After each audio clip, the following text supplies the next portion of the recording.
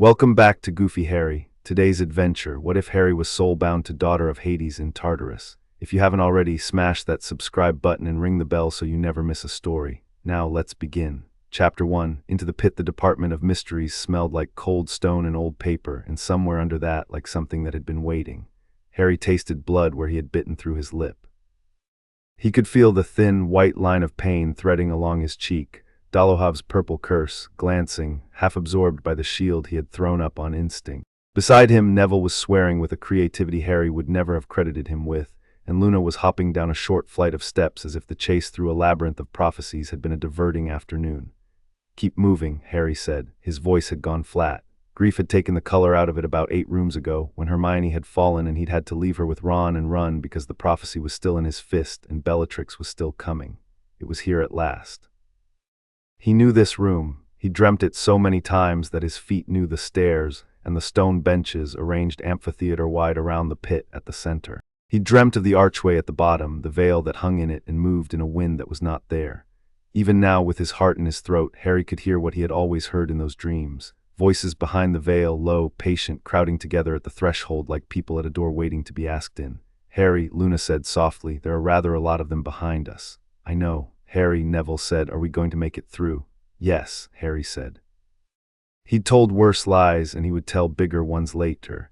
He turned to face the doorway they'd come through, sliding himself between Luna, Neville, and what was coming. Get to the benches, high ground. If anything so much as twitches at you, blow it to pieces. Don't aim for a person, aim for the air around them.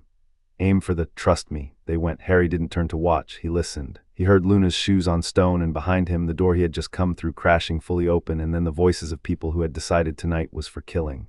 "Whittle baby Potter," Bellatrix crooned. The sound of her was a knife drawn across a plate. "Give me the prophecy, boy."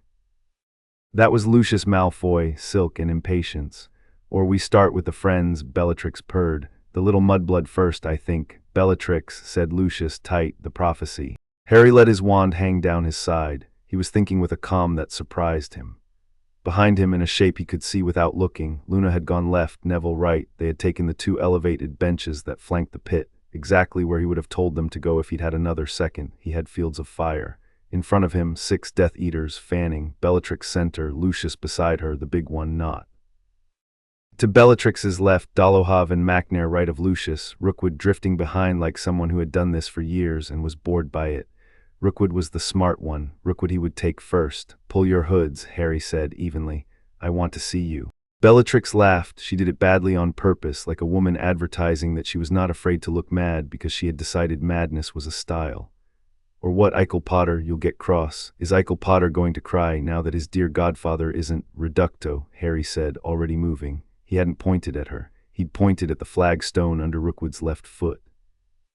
It went out from beneath the man in a spray of gravel, and the unshaven, tired Rookwood toppled with a single, indignant curse on his lips. Bellatrix flinched, and Lucius's mouth opened the right fraction of a second too late. Harry had already sidestepped, already thrown a stunner low that caught not at the knee, already said, very softly, "Pratigo horribilis," and the air in front of him went silver as 2 killing curses came in. "Oh," Dolohov murmured, interested. "He's learned something." 6 months, Harry said aloud to himself because he needed to hear it. 6 months of nothing but reading. 6 months since Cedric had died with Harry standing 2 feet away and unable to help. He had not spent that time on grief. Grief he had saved up for later, and later had come. All right, then. They came at him all at once, which was generous of them. The next 8 seconds were, by Harry's later count, 7 spells he had never used in his life. A stumble over a half-broken bench that he turned into a sliding dodge, and a body bind that caught Lucius clean across the chest and dropped him with a satisfying flat clatter. Bellatrix was laughing a real laugh now, the color up in her thin face. Macnair had set his axe down and drawn his wand properly and was trying to flank him. Nott was back on his feet. "Neville," Harry said without turning, on the bench, the one with the globe. "I smash it." There was a crash, and the prophecy globe Harry had dropped on his way to this side of the room, empty, fake, a decoy he had snatched up with the real one and meant to use, exploded in a wash of silver vapor. A dozen small, whining voices spun into the air, each beginning to recite a fragment of a meaningless phrase. "You have it," Bellatrix snarled, lunging. "I have a number of things," Harry agreed and ducked. He had the real prophecy in his sleeve, where it had been since the labyrinth. He had also a single idea. the pit at the center of the room, and the archway that stood in it with the veil breathing like a lung. The Death Eaters had been positioning to flank him all through this. He had been positioning them back. Every step, every dodge, every ugly sloppy stunner at Macnair's shoulder had been to push the line of their fanning around the mouth of the pit. If he could get them on three sides and himself on the fourth, with the veil between them and him, Potter, Bellatrix said, in a voice that was suddenly pleasant and quiet and almost kind, "Do you know what I did to your godfather?" He didn't answer. He was moving. "Do you know," she said, enunciating each word like she was offering him a plum, what he said when he realized no one was coming for him. "Bella," Lucius snapped. He had gotten himself up again. "Enough." "He said your name," Bellatrix whispered. Harry felt his left hand curl itself into a fist of its own accord, and he let it. He did not let it affect his wand. His wand was steady. He had not asked it to be. He had just asked during those 6 months of reading for it to remember the difference between what his hand wanted and what the work wanted. Tonight they felt separate. Tonight they felt like two useful things. "Thank you," Harry said. "For what?" Bellatrix said, baring her teeth. "For telling me you were the one." He hit her with a full-throated, almost perfect reductor at the pillar above her head, and the pillar came down. She moved because of course she did, and the distance she needed to move was the distance between one side of the pit and the other. She was in the air, in fact, when Dolohov and Nott and Macnair, following her lead, moved with her, and on the wall behind them, the fires in the sconces bent towards the pit as though something in the archway had drawn in a long, considering breath. "Sectum sempra," Dolohov spat by Harry's elbow, close and wrong. "Finite," Harry said, and the purple ribbon of Dolohov's curse fell apart in the air, and then, because Dolohov had been standing over the pit, Harry stepped in under his guard and hit him in the ribs with his shoulder and his elbow and a wandless depulso that sent the man in a neat, inelegant arc off the platform and down into the bowl. Bellatrix was turning in midair like a sleek cat, riding her balance on the far bench, laughing and laughing. She landed crouched. Her eyes were bright. She flicked her wand, and a curse Harry didn't know, dark red, almost brown, hair thin, cracked across the space towards him. Harry heard his own voice saying, "Pratigo totalum," and he felt the shield catch. It caught almost too late. He had to turn to keep his feet, and the turn carried him half a step towards the veil. He saw Bellatrix's eyes pick that out and change. She made another small, precise movement. A second curse, this one blue, thudded against his shield at the same time as the first one was still ablating it. He pivoted. Dolohov, who had found his feet in the pit below them, was casting upward. Macnair was moving. Nott had blood in his mouth. Lucius was shouting orders no one was listening to. For one knife edge of a moment, Harry understood every geometry of the room, every flight path of every spell in the air, every weight of every foot on every stone, and he understood also that Bellatrix had chosen. Her last curse, the thin brown one, had missed him on purpose. It had not missed the veil. It hit the archway behind him and to his left, and the veil breathed. The wind inside it came out. It came out as a draw, as a tide pulled back from a shore. The torch fires down the length of the amphitheater bent. The dust on the benches began, in lazy columns, to drift towards the pit. Luna's hair lifted. Neville swore. And the shield Harry had been hiding behind was suddenly less a wall than a sail, and he was suddenly not standing firm, but sliding. "Harry," Luna shouted. He hit the back of his heel on the lip of the pit. He was going in. The brown curse, the thin one, came round again. It had not dissipated. It had traveled the circumference of the room and was coming back along its own arc. Bellatrix had aimed it to orbit. It struck him between the shoulder blades at the exact moment the veil's draw pulled him off the edge. He did not fall alone. Whatever Bellatrix's curse was, it was a thing of dragging, of being laid hands upon from very far away. It sank claws down his spine. And the veil breathed in, a tidal pull, and he went into it as if down a drain. "No," Luna's voice, rising, furious and not frightened. "You absolute murderer." Bellatrix was laughing. Lucius, Harry saw as the veil closed over his face, was looking at Bellatrix like a man who had just watched a dog piss on his own carpet. Then there was the falling. There is no honest way to describe what lies behind the veil, because language is a thing that belongs to a world with direction and weight. Harry fell through 6 kinds of nothing and 2 kinds of something. He fell through what might have been voices and might have been colors.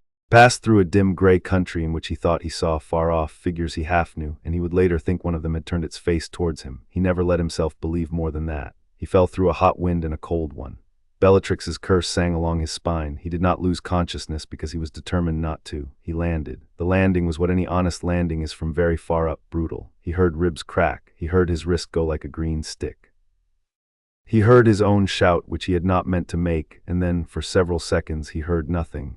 He came back to himself slowly. He was on glass. The ground was black and faceted and too smooth to be natural. In places, it was shards like knives standing upright. He was lying on a flat patch of it which had saved his life. The sky above him was red, not sunset red, the red of a wound when you've cleaned it and it still bleeds. Across the sky there were veins in the red, darker seams.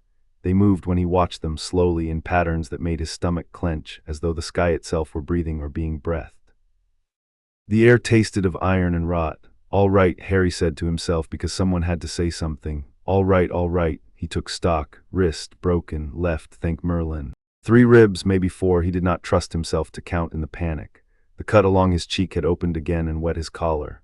The thing Bellatrix had hit him with was still there, like a hand on the back of his neck, just not squeezing yet. He could feel it watching him. He had never heard of a curse that watched you. He did not like it. His wand was in his hand. He almost laughed. The wand was in his hand and undamaged and obviously, absolutely his. He had heard older wizards say that a sufficiently loyal wand would find its way back to you through a stampede, and he had thought it was cant, and now he had been thrown through the veil and the wand had come with him. He closed his fingers around it and felt the holly answer. "Right," Harry said, "right, Episky." His wrist set itself badly with a small, crunching ache. It would do. He did ribs next, more carefully, one at a time. It took longer than he liked. It cost him more than a healing spell should have cost, and that was information. Magic felt different here, heavy, hungry, as if the spells had to push through a crowd to get where he was sending them. He sat up. The pit, and he was in no doubt that this was a pit, stretched in every direction. There were no walls visible. There were black spires of obsidian shaped like finger bones, the far ones hazy in the red air, and near there were rivers. Rivers of fire, thin and bright, running in scarlet veins along the glass floor. He could hear the fires hissing. There were rivers that were not fire, too. One of them wound close enough that he could see what it was, dark liquid with a thick metallic shine, moving with the slow, stupid weight of old blood. In the distance, very far but not far enough, something howled. The howl was not an animal. It used the cadence of an animal, but the pitch was wrong and the pitch modulated, as though the throat was a thinking throat. It was answered. It was answered by another throat and another, a pack cry of hunting things that knew a hunter's arithmetic. "All right," Harry said again. He got to his feet. The Bellatrix thing on his neck shifted and he felt it tighten once and loosen like an experiment. Whatever it was not a curse that meant to kill him quickly. He did not have the time or knowledge to pry at it. He had to find cover, then he had to find information. Then last he had to find a way out. He chose cover first. One of the black spires leaned crooked enough to make a little roof of itself against the glass floor. Harry crossed to it. Every step on the glass crunched. Every crunch set up faint, bell-like rings in the air that he did not like. When he looked back, his footprints were red, not blood, something in the glass that wet itself under pressure. He reached the spire, ducked under it, sat with his back to its curve, and did the only thing a wizard should ever do when he does not know what is hunting him. He put his wand up and listened. A thin voice whispered by his left ear, "You'll never get back to her, you know." He didn't move his head. He was, at that moment, as still as he had ever been. "Your fault your father died, your fault your mother died, your fault the dog is dead, your fault, your fault, your fault." He still didn't move his head. He had read in one of the mad old books that Sirius had left in the Black Library about a kind of spirit that formed when a cursed person died cursing, and how such spirits clung to underworld places and spoke always the last words of every person who had ever died cursing them. He had not, at the time, thought the book was worth more than an hour's worth of his attention. He had been wrong.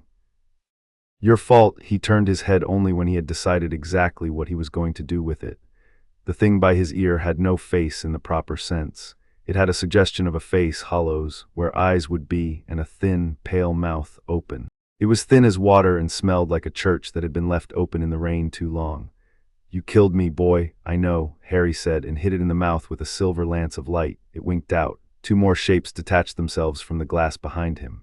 Harry shot the nearest with a wordless reductor and caught the second in a hex he had been teaching himself for 2 months, the one that bound the tongue of anything that spoke with a voice not its own. The air whined, silenced, and snapped at him with a set of teeth it had not had 30 seconds ago. He blasted it apart. There were, he realized, as his eyes adjusted, dozens of them. The glass all around the crooked spire was crawling with pale veils and suggestions of faces. They had been quiet while he was down, the way hyenas are quiet around a body. His movement, his healing, had told them he was going to be worth hunting. They came. Harry fought better than he had ever fought in his life, and it was not enough. He took down 7, 8, 9 of them. He did it by sorting his spells in the air. He threw the cheap ones, stunners, piercers, at the ones he could see. The thin, unpleasant, silencing hex he saved for the ones that got close enough to speak. When one of them bit his forearm and its mouth tasted like a library fire, he did something he had never done before, which was to shove his magic down his own arm into the wound. The Arai went up in a small white flame that smelled briefly of Hermione's shampoo. He didn't think about it. More came, more and more. He put his back to the spire and sent his wand through the figures in the air. The air had gone thick around him. His magic felt like it was being drawn on by something that wanted it. Every spell was effortful, but every spell was also, this was the strange part, bigger than it should have been. He killed a second row, a third. The Bellatrix curse on his neck tightened, and the pain that went down his spine made him stumble, and an Arai with a woman's jaw got its fingers round his ankle, and he was going to lose. A voice said, Herr Sukia. It spoke quietly, not in English. It carried. Every Arai in earshot went silent. They did not die. They stopped. They stopped as a stilled snake stops, every line of them fixed mid-strike. Harry felt the curses on their tongues being unmade in their mouths, unmade, not merely silenced. Whoever had spoken had not only commanded them, they had rewritten them. It was the first piece of magic Harry had ever felt that did not, in its heart, ask for permission. He turned. She was walking down through the corpses. She was about his own age, maybe 16, maybe a year older, he could not tell past the grime. She was shorter than he was and not small. She wore leather that had been armor once and was now leather, belted, hooded, reinforced at the shoulders with what looked like the jawbones of some moderate-sized canid. Her hair, where it was not hidden under the hood, was black and had been cut with a knife. Her skin was white in a way skin gets when it has not seen a sun in a very long time. Under it ran a faint, faint gray, the color of a bruise that has healed badly. The sword in her hand was black, its edge was blue-white, it did not shine. It looked like a line cut out of the air with only its edge to tell you it was there. Her eyes were gray, with rings of silver, and they regarded him the way a wolf regards a dog whose smell it cannot quite place. She said in English now, Hesychia, quiet, it's a word they cannot stand, watch. She flicked her offhand at the nearest Arai, and the Arai collapsed inward, folding into itself like a paper snake, and was gone. Harry kept his wand up. Who are you? Be quiet, she said, not unkindly, or the next wave will find us. She was already in motion, walking a tight circle around him, dispatching the frozen Arai with the economical, precise chop of a woman clearing weeds. She did not waste swings, she did not flourish. She moved with the kind of efficiency that was, by itself, frightening. Harry watched her and he watched the rest of the pit, and when she was done, she did not sheath the sword. She wiped it on the shoulder of her own tunic, left a black, ashy streak there, and stepped up to him. You came down out of the sky, she said. Yes. From the upper air, she said, which was not a question. She was cataloging.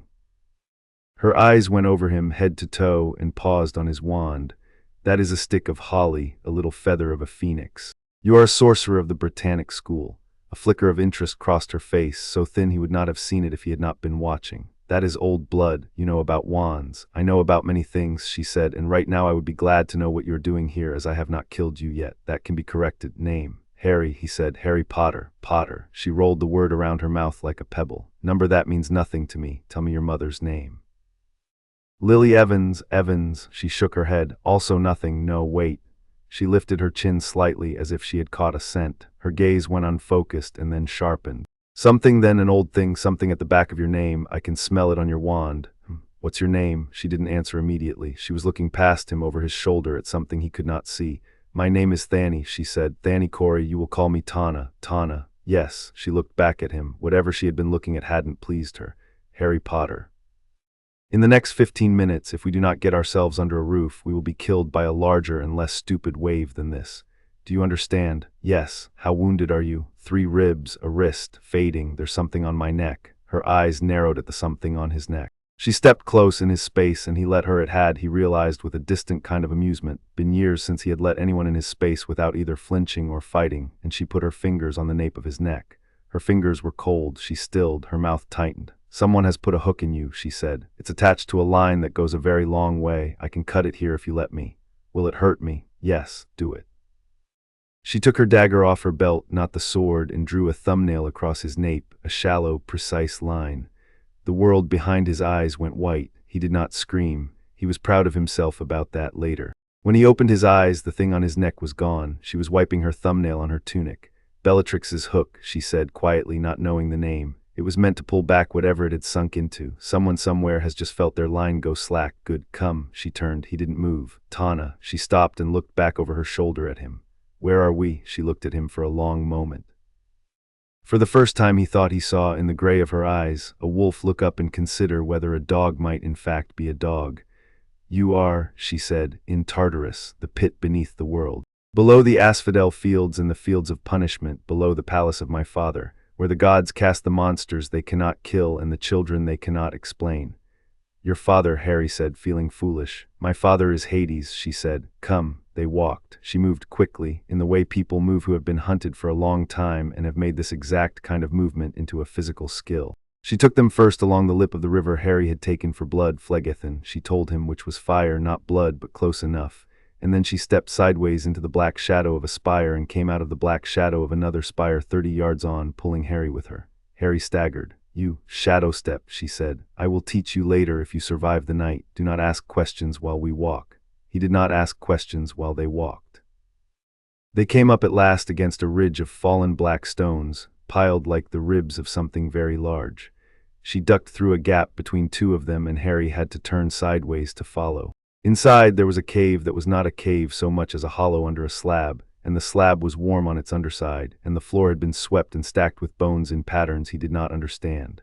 In the center a shallow circle had been cut into the floor, and in its edge a kind of glyph, a column of small, neat marks, had been incised. Tana knelt at the rim of the circle and began, with quick, practiced motions, to prepare it.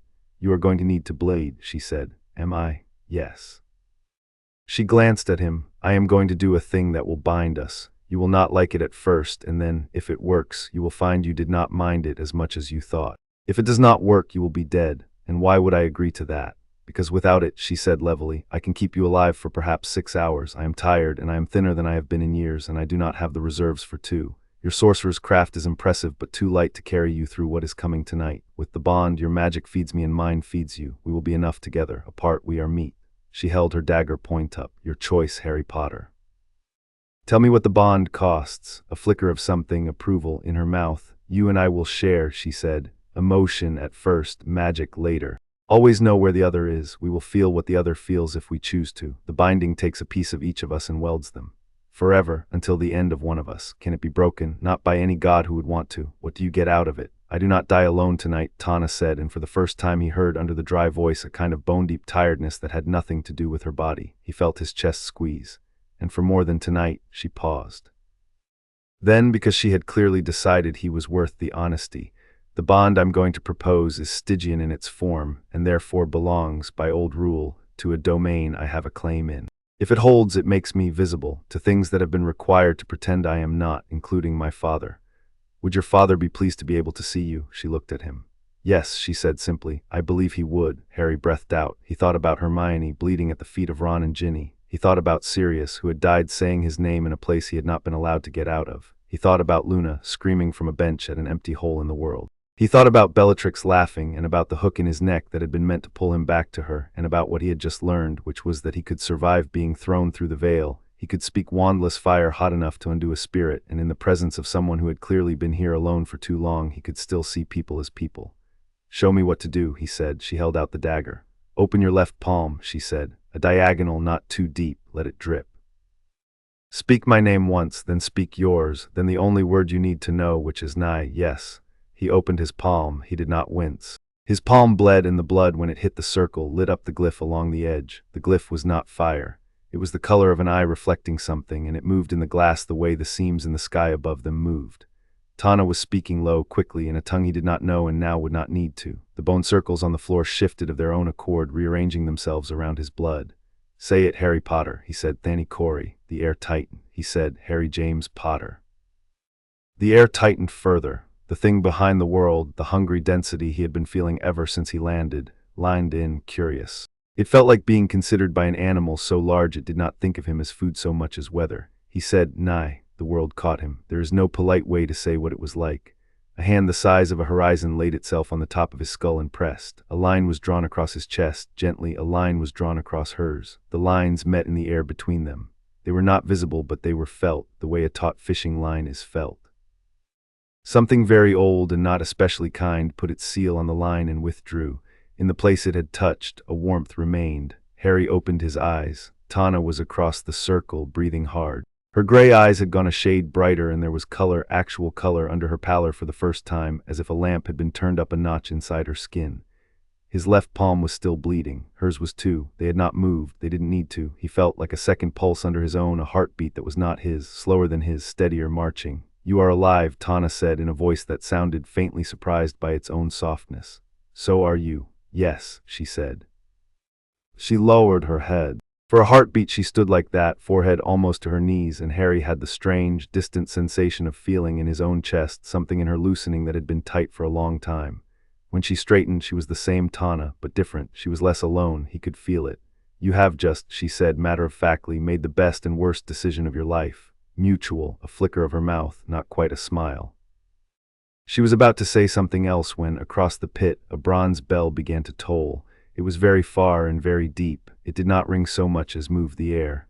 The stones at the mouth of the cave shuddered once.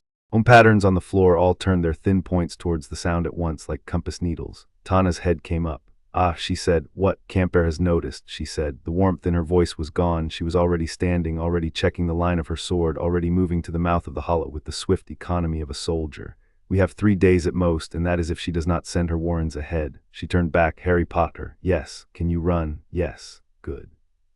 Her gaze went past him to the red sky through the mouth of the cave, and something in it hardened into focus. "Then we have a little time.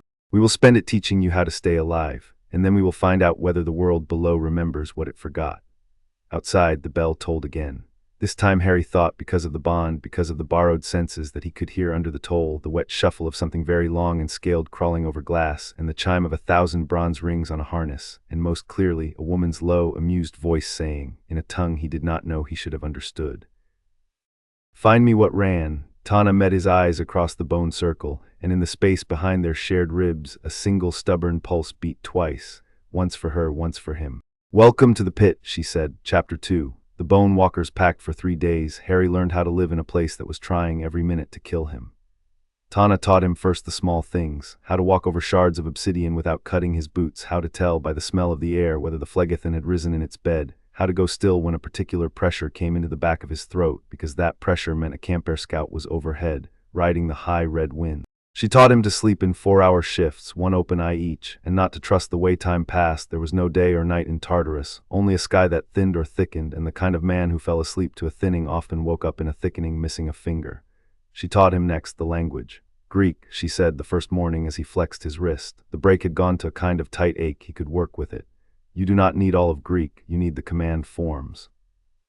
Those I can give you. Hersukia is quiet, Koimertherdi is sleep, Possen is stop. Ears is let be, useful when a smaller thing has you by the leg and you wish it to be less enthusiastic. Eulabound. Tana is beware, which you will hear often on my lips. Catherine is burn it clean, though that one only works when the bearer is bleeding. Tana." She looked at him. "I am listening, I know." Harry waited. She had been speaking with the quick, clipped rhythm of someone who had gone a long time with no one to speak to and was glad to be asked. "Breathe, I'll remember them. Say them again slower." "I am breathing," she said, and then, a second later, with a small, off-kilter grin, "All right." She sat on her heels and said them again. Harry repeated them. He had a memory that in school had been only middling, but something about the bond made Greek come to him more easily than it had any right to. Tana's voice was in his voice when he said the words. He could feel her satisfaction when he got one right, sharp and bright as a coin in his chest. "Now," she said, "bones, bones." She held up a small, curved thing from her pouch. It was finger-length ivory with a little nub at one end. She turned it in the light. "Ask it what it is." "How?"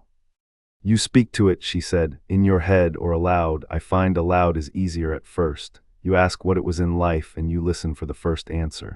There will be answers after, but the first is the true one. Try." He looked at the bone. "What were you?" he asked, and felt immediately foolish. "Nothing." "Give it weight," Tana said quietly. "Give it the weight of mattering." He did. He thought of Sirius, which was what he had to hand. He thought of Hedwig. He thought of his mother's hand on his forehead, which he could not remember and knew he remembered anyway. He looked at the bone and he asked it again. A whisper came up from the ivory. It was cold in his chest, not unpleasant. A fisherman on the lake of Athens for 30 years, and then his brother drowned him for a loan. Harry blinked. Tana, watching him, nodded. "Good. The blood knows these things, it keeps them.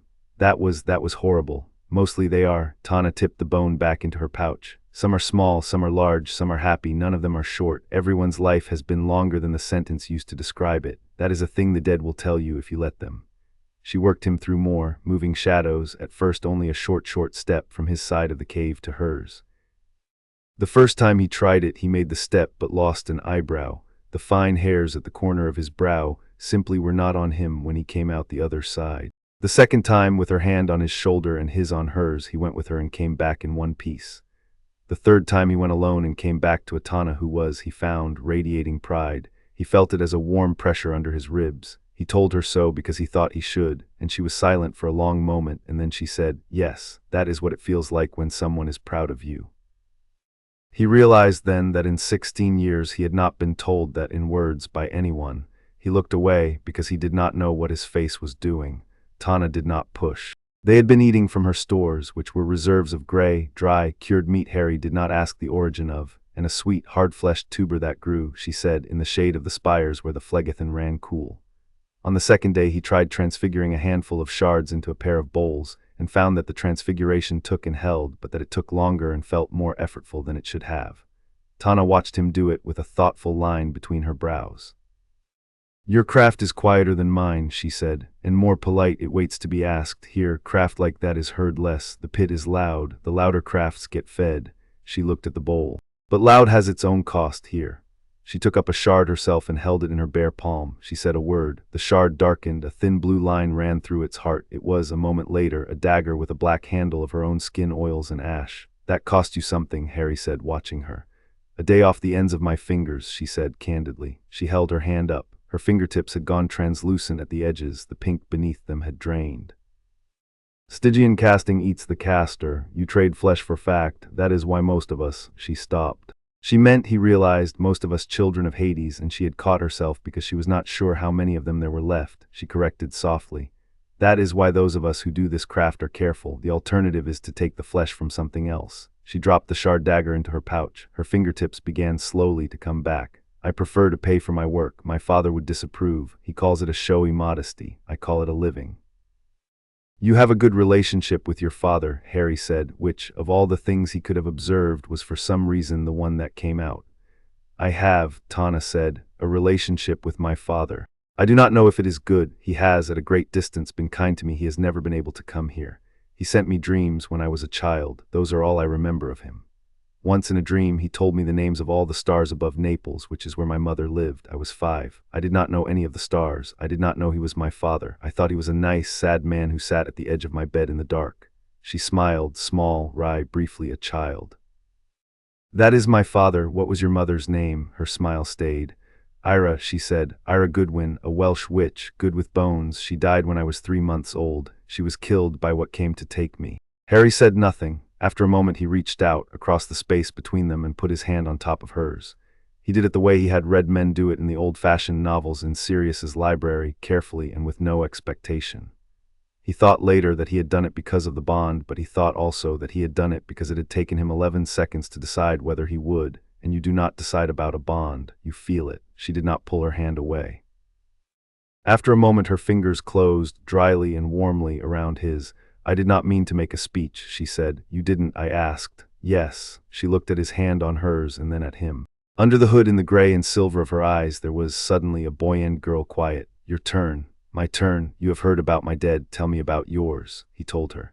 He told her more than he had ever told anyone. He told her about the cupboard and about the Dursleys and about the first time he had seen Hagrid and about how Hagrid had given him a cake with his name on it written in pink icing. He told her about his mother at the end of the wand and his father going first without his own wand. He told her about the sorcerer's stone and Ginny in the chamber and the graveyard in Cedric's face. He told her about Sirius's laugh first because he wanted her to know the laugh and not the death, and then because he owed it to Sirius to tell the rest. He told her about the veil and the way Bellatrix had said his name. When he had finished, he was surprised to find he had not cried. The place behind his eyes was tired and too old, but there were no tears in it just now. Tana had sat through all of it without moving her hand from his. "You have a lot of dead, Harry Potter," she said quietly. "So do you." "Yes, and we have, between us, a great capacity for making more of other people's." He laughed at that, a little surprised laugh. Tana's mouth did the thing that was not quite a smile but wanted to be. "Should we eat?" he said after a moment, "before the next wave?" Yes, they ate. On the second night he was already thinking in days and nights, though there were none. The wave came. They had moved from the first hollow because Tana said Camper's scouts would find it within the tolling of 3 bells, and had set themselves up along a defile of black stones where the wind ran clean. Tana had drawn, with the tip of a bone, a ring of small curling symbols at the mouth of the defile. She had bled onto 3 of them. Warding, she said, against the lesser things, it will not hold Camper. It will hold most of what she sends. And what she sends, Harry said, is telekines, Tana said. Some of the dead, not the best of the dead, the kind that does not go into the asphodel fields. Murderers mostly, men who earn their stay in the pit and do not mind spending it hunting. Lovely. They will come at us in 2 waves, she said. The dead first because they are unafraid, then the telekines because they have learned to use the dead as fodder. She was right because she had seen all of this done before. The dead came down the defile in a ragged, loose mass. 20, maybe 30, Harry did not have time for a proper count. They were not quite like the inferi he had read about. They had more of themselves left. Some of them were wearing clothes of no fashion he recognized, tunics, breastplates, a monk's habit once with the cowl still up, and they were speaking to each other as they came. They were discussing him. He could pick the words out of the muttering mass, wizard Stygian the daughter, bleeding. Right, Harry said under his breath and set his feet. The warding lit up as the first of them came into it. The ward was a very simple thing. Harry felt it with the part of his mind that was now connected to Tana's, but it was clever. It did not kill the dead. It did not need to. It slowed them. It made their time run thicker than the time around them. They came on as if wading through treacle, and their motions became careful and articulate, and their eyes got a kind of wet confusion in them. Now, Harry Potter, Tana said softly. He stepped out past the ward. He did not wait for them to come to him. He walked down the defile to meet them. He had 3 spells on his lips, 1 offensive, 1 battle shield, 1 utility, and he opened with the last of these, because it was the one they would not expect. Lumos solemn, not quite sunlight, there was no sun here, but close. A pulse of warm, honest yellow erupted from his wand and filled the defile like water. The dead recoiled because the dead do not like the color of the world they have left, and in the half-second their heads were down. Harry planted his feet. Reducto. The first dead man, a tall one in the monk's habit, came apart at the waist. Harry moved already to the next. He did not, in this fight, take the pleasure of the showy curses he had been teaching himself through the long, lonely months. He used the 4 simplest he knew, and he used them with a precision he would have been proud of under other circumstances. Reducto, stunner, severing, piercing.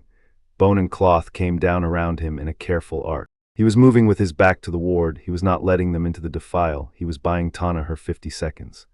Tana stepped through his left, light as a cat, and was among the second rank of the dead with her sword before they had seen her come in. She was not flashy either. She was fast, and every cut she made was a cut that did something additional. The dead who were cut did not merely come apart. The parts, when they hit the ground, did not move. She was unmaking them as she went. The telekines came when the dead were half done. There were 6 of them, short, dog-snouted, wet-skinned monsters with hands too long for their bodies. They walked on their hind legs with a stooped, scuttling gait. Their heads turned on the ends of their necks independently of their shoulders, and their voices were wrong even for this place. They had bronze knives. Harry, Tana said, not looking at him, left one. He is smarter than the rest. Harry had already seen him. The smart one was hanging back, circling, not coming into the ward. He was watching Tana. Harry could see him deciding where in her rhythm she was vulnerable. On it, Harry said. He picked up a shard of obsidian with his left hand, transfigured it, as he had done with the bowls, but faster and angrier, into a short, heavy, lead-weighted thing. Then he threw it. Not at the telekine, at the rock above the telekine. The rock cracked and came down in a sheet. The smart telekine, because he was smart, had already moved. He had not moved far enough. The edge of the sheet caught his shoulder and flattened him to the ground, and before he could right himself, Harry was across the defile and on him, and had his boot on the monster's throat and his wand at the monster's eye. Tell your warden, Harry said with the conversational clarity of a man who has decided that the boy was not quite alone. The boy has been marked, the telekine hissed. You bear the bellows hook. No, Harry said. I don't, not anymore, thanks for that. He looked up. Tana was in among the last 3 of the other telekines, flickering between them with the short, sharp economy he had come to admire very much. She was not quite fast enough for all 3 at once, though. One of them had gotten behind her. Harry flicked his wand. The telekine behind Tana went airborne depulso and hit the defile wall in a crunch of ribs that made Tana turn and grin and spit. The other 2 telekines fell to her sword within 4 heartbeats. She came back to him. She was breathing heavily. There was a thin cut high on her cheekbone that was already clotting. She looked under the grime triumphant. Oh, she said, that was a good fight. Was it? Yes. You did not let me carry it, you saw where I was weakest and you covered me. The bellows mark does that, it hooks your attention. The people they mark get stupid about protecting themselves. You were not stupid, well done. Harry lifted the stilt-witching smart telekine by the front of his hide shirt. Tana, do we question this one? Yes, for a little, then I must kill him. The telekine grinned up at them with a mouth full of teeth whose angles were obscene. You will not kill me, he rasped, because I have information. The daughter of Hades has been quiet in her hole for a year of years. Now she makes noise. The warden hears noise.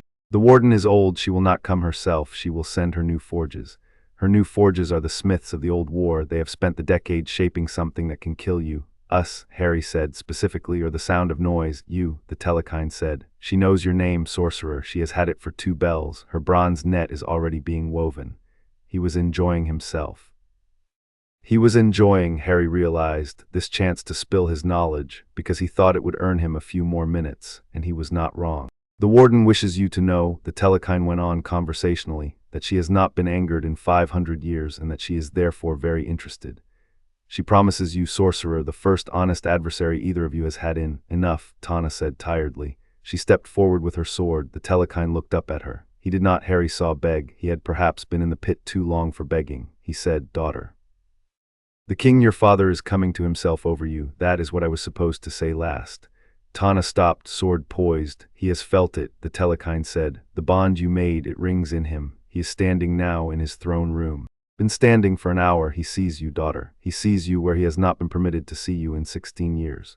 He showed his teeth again. His new thought is a quiet thing, but we feel it in the pit. I wonder what it will decide. Tana did not lower her sword. Thank you, she said. Welcome, said the telekine politely, and she cut him in half. She sheathed the sword. She put a hand against the stone of the defile and stood for a moment with her head down. Harry did not touch her. He waited. He could feel through the bond, something in her shifting and shifting again, turning like a key in a very old lock. When she looked up, her eyes were dry and her voice was steady. It is a real thing, she said, to no one is being seen. Yes, thank you, Harry Potter. For what? For blading. Hundreds of miles below the world, on a throne of fused onyx, in a black hall under a ceiling of jeweled stone that imitated the sky of a country none of his guests would ever visit, the Lord Hades stood. He had been standing, in fact, for the length of an hour. The courtiers, that shivering, always silver-tongued handful of ghosts who had purchased their comfort by making themselves useful, had given up trying to seat him after the first quarter hour. His queen watched him from her own throne with eyes the color of ripe pomegranate seeds. You have felt something, Persephone said. Hades, who loved his wife and did not always like her, said, yes. Is it the children? No, Hades said, not those children, the other. Persephone stilled. Which other? The one beneath us, Tana. Persephone sat forward and her pomegranate gaze went, by long habit, to the faint red line, high on the wall, that was a calligraphic representation of the route from the doors of death to the upper world. Husband. She has taken a soul bond, Hades said. The words came to him slowly. He was still turning them in his mouth, feeling them for shape. With a mortal, a wizard, Peveril blood, I did not, he added thoughtfully, quite expect that. Peveril, Persephone went thoughtful herself. That is an old line, do we know which descendant? I can see his shape. He is young. He has come by an unusual road. I suspect the door he came through has not been used for this purpose before. Hades's hands on the arms of his throne did not move, though under his knuckles the onyx creaked. Persephone, she bled willingly for the bond. Do you know what that means? I know what it means. It means, Persephone said, that she has chosen to be seen, my dear. Yes, you will need to do something. Hades was silent for a very long moment. I will do something, he said at last. I will need to do it carefully. There is an oath, there is a precedent, there is a primordial in my father's prison who, if he wakes to me moving, will move himself. But there is also, his eyes glittered, a small clause, an old one from when we first drew the lines between sky and sea and dust. A clause I may yet use. Tell me, where is our niece this season? Hecate is in Thessaly. Send for her. Husband. Go, love, send for her. We have a little while. Persephone rose. She paused halfway to the door. Hades. Yes, she is all right. Hades smiled. It was not a nice smile. He did not often do a nice smile, and his wife did not mind. She is angry, he said, and in pain. She is also, I think, less alone than she has been in a very long time. That is good news. Yes, go. At exactly the same moment, in a drafty tower a continent away, a very old man in half-moon spectacles stopped stirring his tea. Albus Dumbledore sat at the kitchen table of Grimmauld Place. He was alone. The house smelled of grief and old dust. Molly had taken the children away to the Burrow. Ron and Ginny had gone with Hermione to St. Mungo's.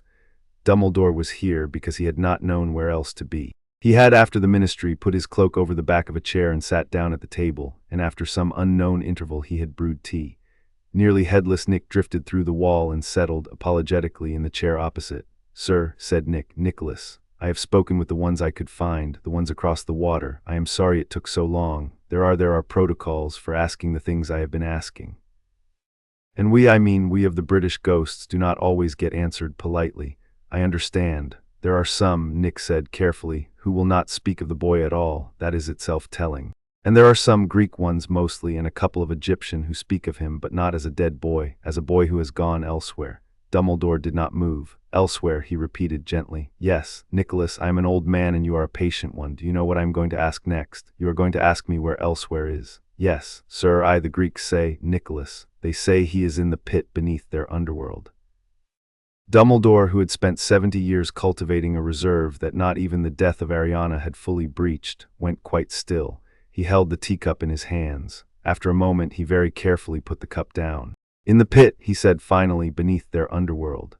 That is what the Athenian ghosts say. There is a woman, forgive me, sir, she is called the Lady of Karamakos. She is very old. She says a soul bond formed there last night, a child of Hades and a Peveril." "A Peveril." Dumbledore's eyes had come up. "Nicholas, you are certain of that word?"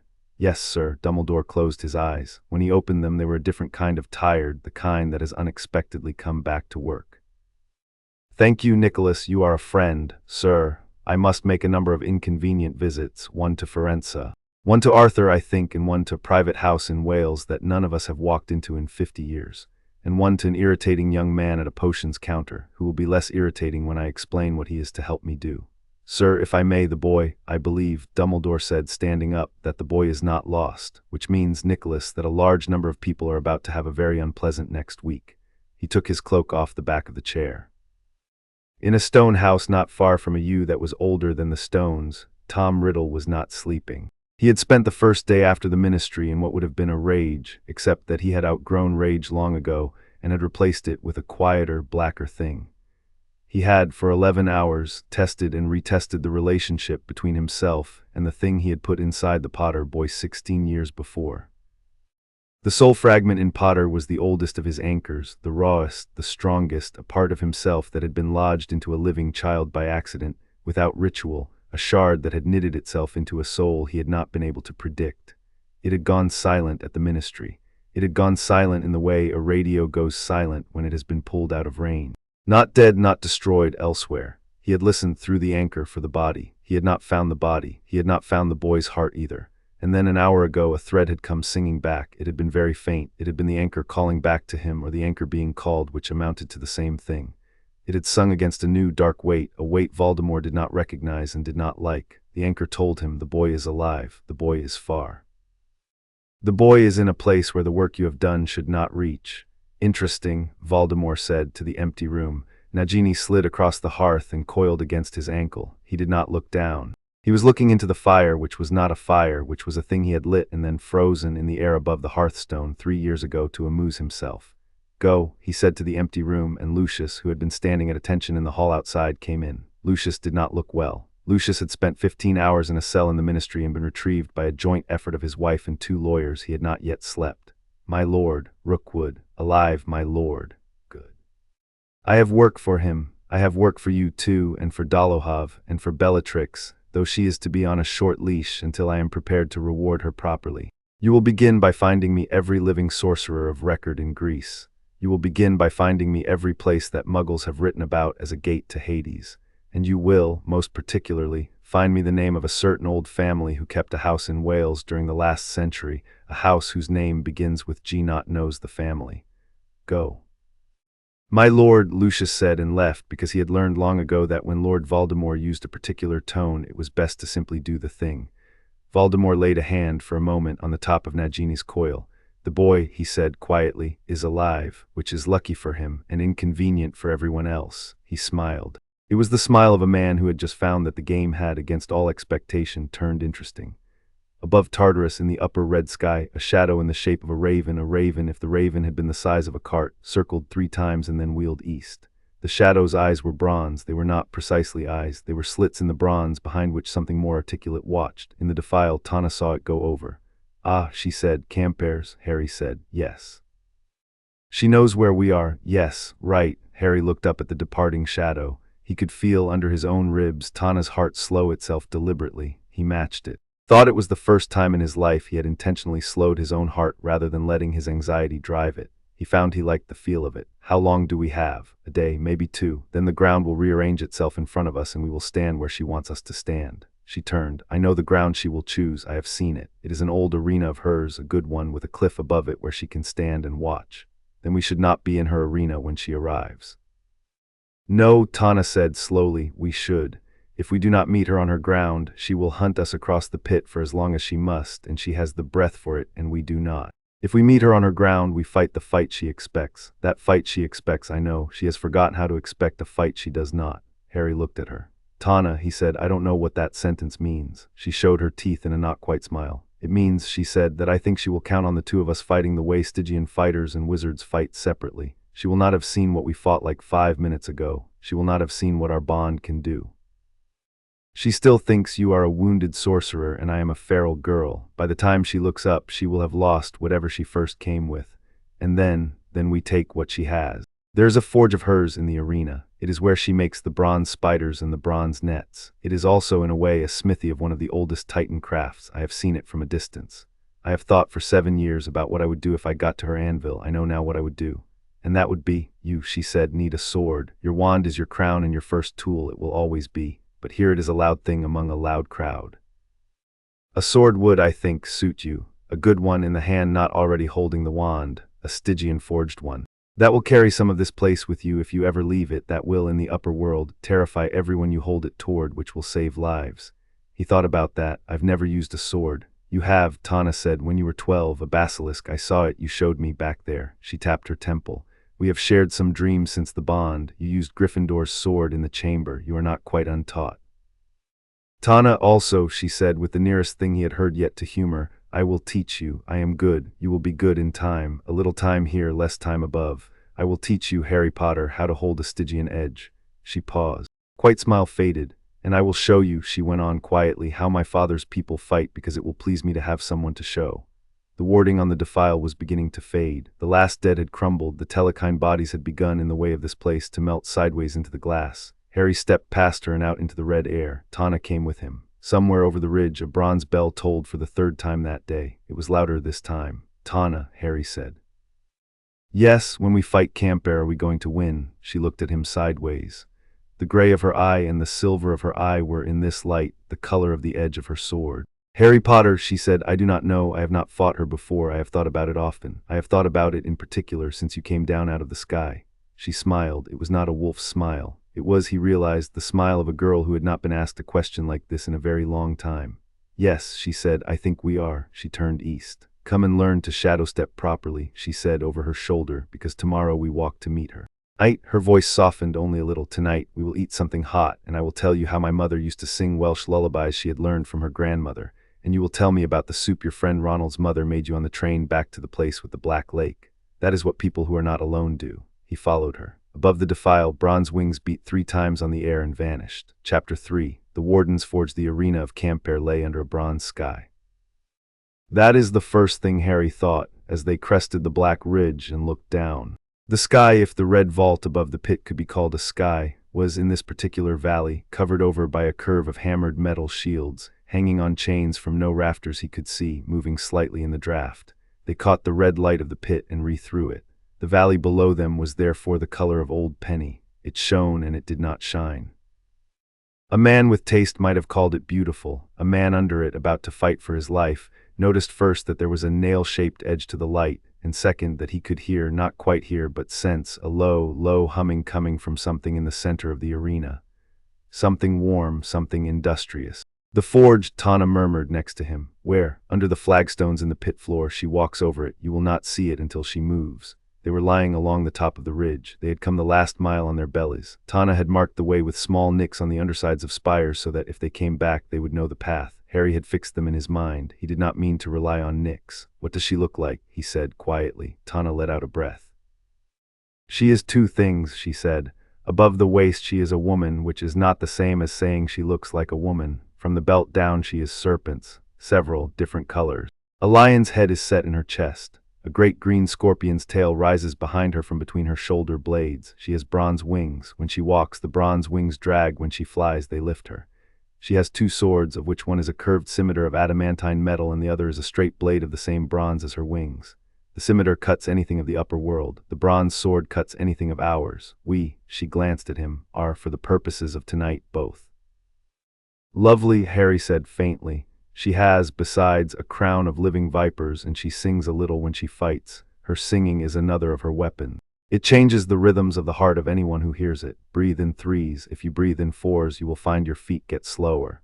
Tana was speaking with the flat patience of a woman who has been over a speech many times in her head. Harry, yes, one other thing, she is intelligent. She was set here by Kronos himself during the first war of the gods. She has had 3,000 years to think about a man standing in front of her with a sword. She has seen every style. She adapts in the second exchange. Do not show her in our first exchange anything you mean to do twice. Do you understand? I understand. Good. She looked down into the arena. Now, we are going to walk in through the south gate. That is the gate her scouts use. She will expect it. We will, I think, tell her hello. She will be pleased. We will need to make it to the center of the arena because it is above her forge. In the event one of us is struck hard enough to go down, the other must be standing above the forge because the forge is the only place in the arena where the ground is thin enough that we can go down if we must. There are caves under. How do I know where the center is? You will know, Tana said. Your bondmate will tell you. She began to move. They crossed the ridgetop at a crouch, descended into the rim, and came up at the south gate at a walk. The gate was a doorway carved into a cliff face. The gate stones themselves had grown back over the centuries into a kind of mouth. The opening was low. They had to stoop to enter. Tana went first. Harry, because he was still a boy who had been raised on manners, let her. Because he was also a sorcerer, he had his wand held below his line of sight and a shield half-spoken on his tongue before he was 2 steps behind her. The arena opened up in front of them. It was perfectly round. It was perhaps 100 yards across. Its floor was flagged in alternating squares of green jasper and black basalt. Shields hung over it on their chains. The air under them was warm, and Harry did not like the warmth, and he did not let his dislike show. Campbell was at the center, sitting. She had seated herself cross-serpented, with the coils arranged beneath her so that she looked at first glance like a woman on a cushion. Her upper body was long and bare-armed. Her face was arrestingly, unsettlingly lovely. She had brown eyes. She had, Harry realized, one woman's face and one lion's, the lion set low in her breastbone as Tana had said, and the lion's eyes were closed. Behind her, the green scorpion tail was raised like a slow, considering question. Daughter, Campbell said. Her voice was not what Harry had expected. Lightly pitched, a mezzo, it would have been a voice you enjoyed hearing in a corridor. She used it now precisely. Daughter, she said again, you have been so quiet for so long I had begun to doubt, and then she smiled. Her teeth were even. Yes, then. Warden, Tana said, and this, Campbell went on kindly, must be, yes, a Peveril, 13th generation down by the taste, the last of them to carry the full threefold mark. How unexpectedly convenient. She tilted her head. She did not, Harry noticed, rise. Tell me, child, did you mean to bind him? Or was it a thing of the moment, as children often do, and now you're stuck with him? I meant to, Tana said. Ah, Campbell nodded. Well, that is more of a reason. Tell me too, how have you been? Lonely. Yes, I imagine so. I had offered to keep you company in the past. I am sorry you refused me. Your offers come with chains, Warden, so do my prisons. Campbell smiled again. I ask because I am to kill you now, and it seems impolite to do it without the small civility of inquiring after your health. Her eyes came up at last to Harry. And you, Peveril. Had I known you would come down to us, I would have baked something. I wouldn't have eaten it, Harry said. Wise boy, she rose. She rose not as a human rises, but as a coiled thing uncoils, with a flowing, unhurried upward spiral. And as she rose, the serpents under her rearranged themselves into legs, and as she took a step, one foot landed on the jasper and one on the basalt. The sound of her moving was the sound of wet weight and dry scales and a bronze drag, and under it all, a low, low musical note that started in the stones and came up through Harry's teeth. Breathe in threes, Tana said very quietly. Harry breathed 1, 2, 3, 1, 2, 3. Campbell raised her 2 swords. Now then, she said conversationally, let us find out what has changed. She came. She came faster than Harry would ever have believed something that large could move. She came with the scimitar low and the bronze sword high and the scorpion tail already whipping through the air above her like a third articulate limb. Harry threw up a shield, a simple one, because a complicated one was exactly the trap she was watching for. The scimitar rang off it. He was already moving. Tana was already elsewhere. She had stepped sideways into a shadow and come out of another shadow behind Camper and was already in motion with her blade. The first exchange took 7 heartbeats. In those 7 heartbeats, Harry parried 2 strikes and a tail stab, cast 1 stunner that Camper twisted to eat with her lion chest mouth, which opened for the first time with a yawn and consumed the stun like a man swallowing a fly, got a very shallow cut on his outer left forearm from the bronze sword, and as he rolled away from it, saw Tana sink her Stygian blade hilt deep into the base of Camper's wing and rip down through muscle and metal. Camper shrieked. It was a musical, offended shriek. She spun was inaccurate. She turned with the rolling inevitability of a ship coming about and brought the bronze sword down on the place Tana had been. Tana was no longer there. She was 6 feet further in on Camper's other side, already moving again. Harry threw a second spell, wordless, because Camper was watching his mouth, and the air around Camper's face went briefly opaque for a beat she could not see. She did not need to see, or so she thought. Her free hand came up, found the opacity, and pinched it. It broke. She could see again. But her eyes had, for the beat of a heart, been off Tana. That was enough. Tana was back inside her guard with a short, vicious, diagonal cut that took half of the scorpion's stinger off at the joint. Black ichor spattered. Camper hissed, a wet, genuine hiss. "Oh," she said, interested, "you have been practicing." The second exchange was worse. She adapted. She had said she would. She did. Tana's first step had been sideways into shadow. Camper now kept her scorpion tail aimed at the places Tana tended to come out of. The second time Tana shadow stepped, she had to come out 3 feet wide of her intended mark to avoid the stinger. It cost her momentum. Harry's wordless spell had been a fog. Camper now kept a line of her wings' bronze feathers in the air around her face, like a fan that caught and dispelled fogs before they formed. His cutting hexes she caught on the broad of her bronze sword and returned, amplified, not back at him, but at the jasper near his feet, which shattered and rained jagged slivers upward into his legs. He was bleeding. Tana was bleeding. They had been at this for perhaps 40 seconds.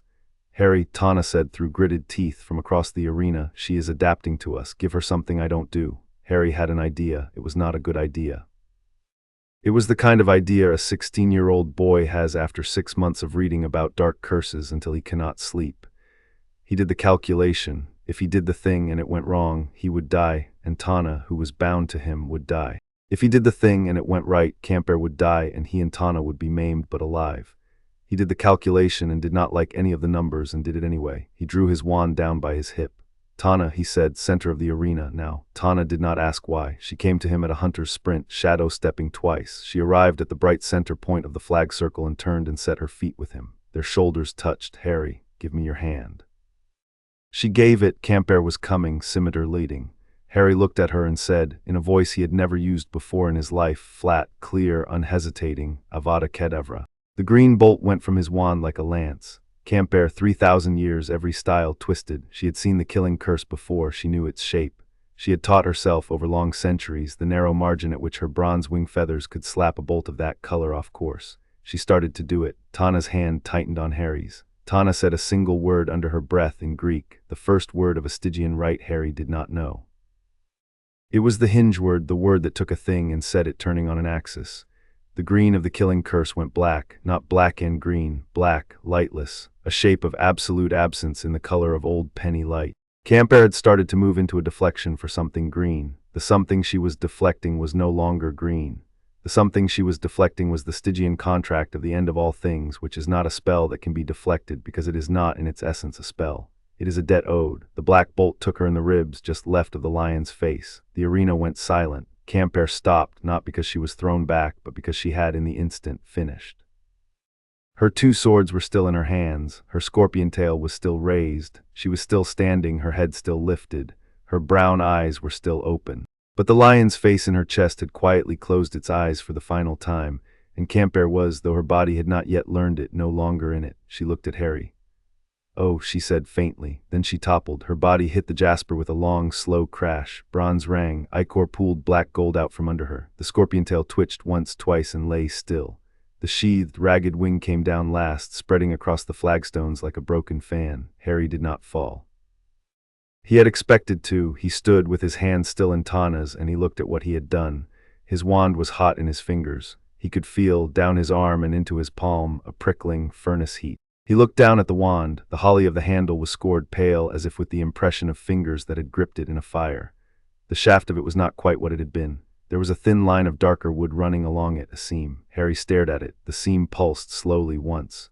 "Oh," he said quietly to the wand, then his knees gave. Tana caught him. She caught him with the ease of a person who had expected exactly this and had placed herself at exactly the right angle. She went down to one knee with him. Her hand was on the back of his neck. "Breathe," she said. "I can't feel my arm." "Breathe, Harry. 3 in and out. Yes, good. It is a cost. You have paid a small cost for a great thing. The wand has done you the favor of taking most of it. It will not be itself for a time." "Tana, what did I just do?" "You cast an unsanctioned killing curse in the pit of Tartarus," she said dryly, "into the heart of a Titan's warden while bonded to a daughter of Hades." Her mouth moved in the private, satisfied way it had come to, converted it en route with the hinge word. "It is an old Stygian rite. I have never had the chance to use it before. It took a piece of me, too. I can hear my father very clearly just now. He is," she tilted her head, impressed. "Also, he is about to do something. I do not yet know what." "I killed a Titan's warden. We killed a Titan's warden." "Yes," Harry looked up at her. "Yes, we did." For a moment they held each other up. For a moment the arena of the Warden of Tartarus was silent, and a thin, warm shaft of penny light fell down through a gap in the hanging shields onto the top of Harry's hair and the side of Tana's, and they did not move. Then from under the flagstones the forge began to wake. They had, it turned out, about 10 minutes. The forge was bound to her, Tana said, already on her feet, already dragging him up with a strength that was astonishing in someone so thin. "Now she is dead, it will go looking for a new master. If we do not set it to a different purpose or break it, it will choose the nearest appropriate will. That will, at this distance, probably be Kronos. We do not want Kronos to have a Tartarus forge he can use from above. Up, come up." He was up. He was walking. He was at her direction, picking up Camper's 2 swords from where they had fallen. "Both of them, both. We take them to the forge. The forge will know them. I will talk to it." They walked the 12 yards to the forge. It had, as she had said, begun to rise out of the ground. A square flagstone in the center of the arena was tipping up on a pivot, and beneath it, a red, white-hot rectangle of stone was rising with it. The rectangle was the anvil. The anvil had a face. The face was not a face so much as a suggestion scored into the hot stone of 2 eyes and a mouth. The eyes were already open. Tana went down on one knee beside the anvil. She did not touch it. She spoke to it. She spoke to it in the tongue Harry did not know and now half knew because the bond was teaching him and he caught every third word. She told the anvil that its mistress was dead. She told the anvil that it was released of its old contract. She told the anvil that a daughter of Hades was here, and that a Peveril was here, and that she had a commission, and she offered in payment the 2 swords in her companion's arms and a drop of her own blood and a drop of his, and with that she asked be satisfactory to the anvil. The anvil considered. It was an odd thing to watch. The flat slab of hot stone with its 2 scored eyes sat perfectly still and emanated silently the sense of an old mind turning over an offer. The mouth opened.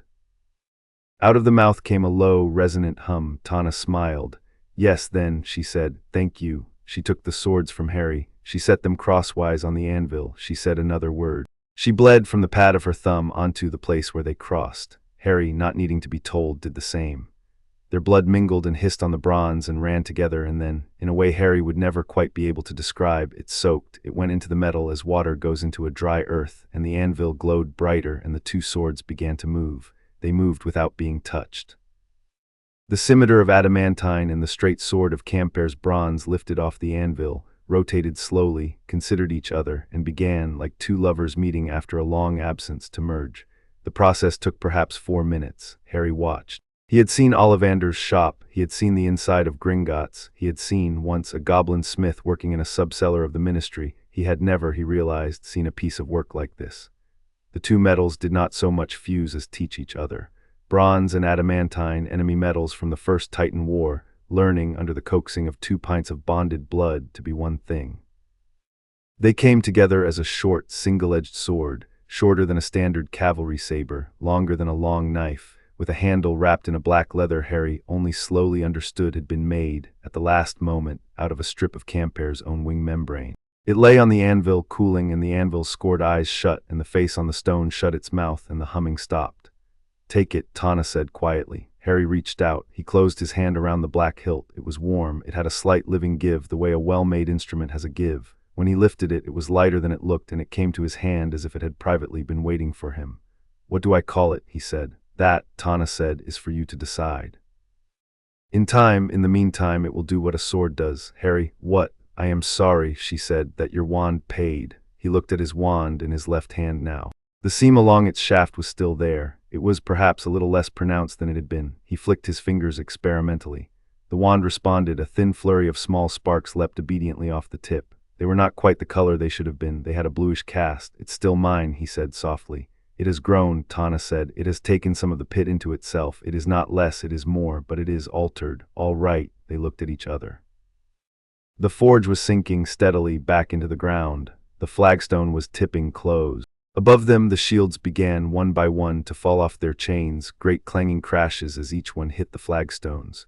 The whole arena was, he realized, coming undone without Camper's will to hold it together. "Out," Tana said. "Now." They ran hand in hand, Harry carrying the sword and his wand. They ran for the south gate and did not make it. The south gate was too far. They turned and ran for the north gate. The north gate's cliff face was falling in on itself. Tana's shadow stepped them into the last available piece of darkness, and when they came out they were on the ridge above the arena, and below them the bronze sky of Camper's Valley was coming down in a cascade of hammered shields, and in the center of the valley the body of the warden of Tartarus lay still. They did not linger. They walked. 3 days later they came to the river Lethe. The river Lethe was narrow. It was narrower than Harry had expected. It was perhaps 10 feet across, and it ran between two low banks of dark, silk-colored stone, and its water was silver-pale, and its current was almost still.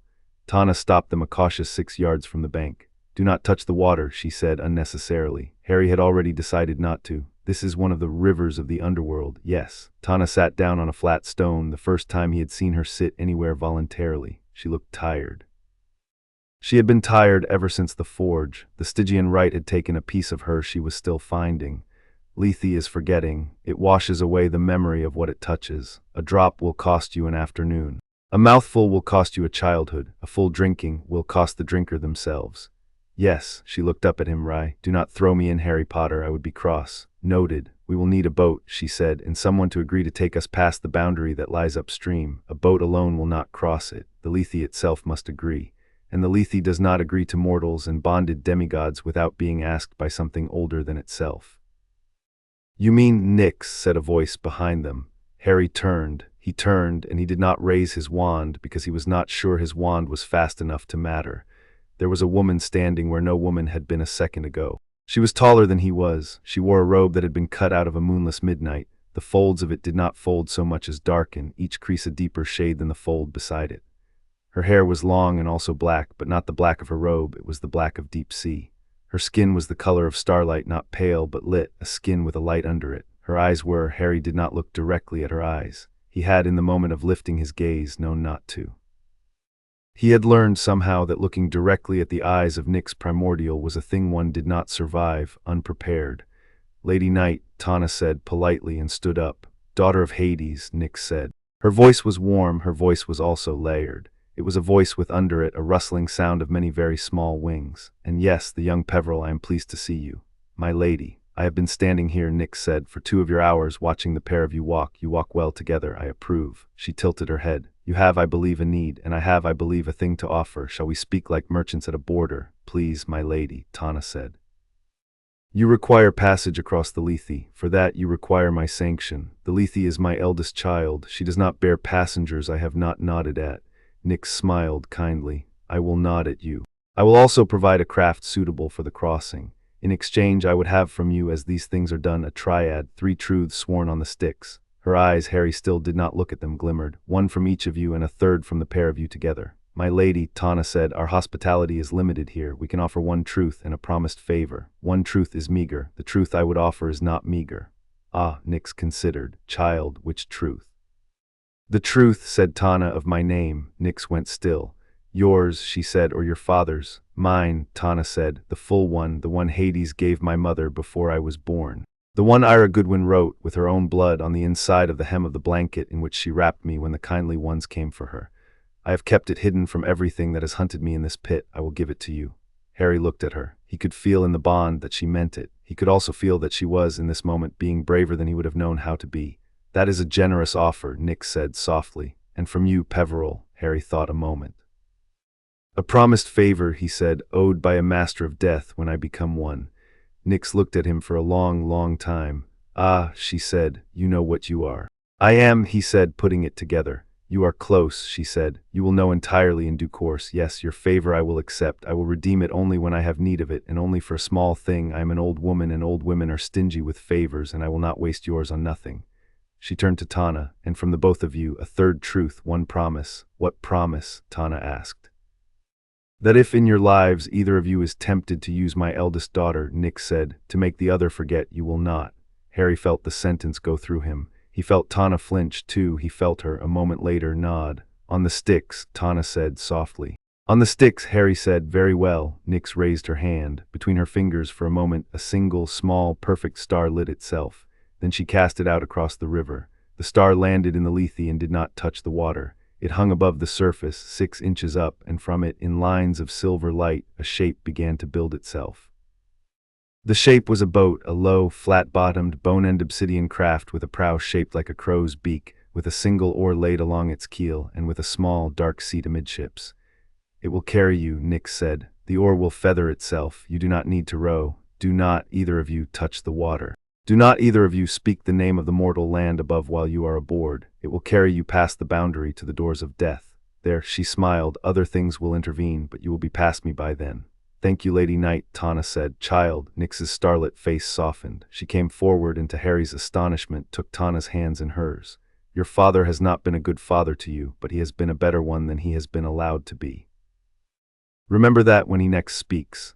I will, my lady. And you, Peveril. Nyx's attention swung to Harry, and though he did not look at her eyes, he felt her regard as a gentle pressure on his forehead.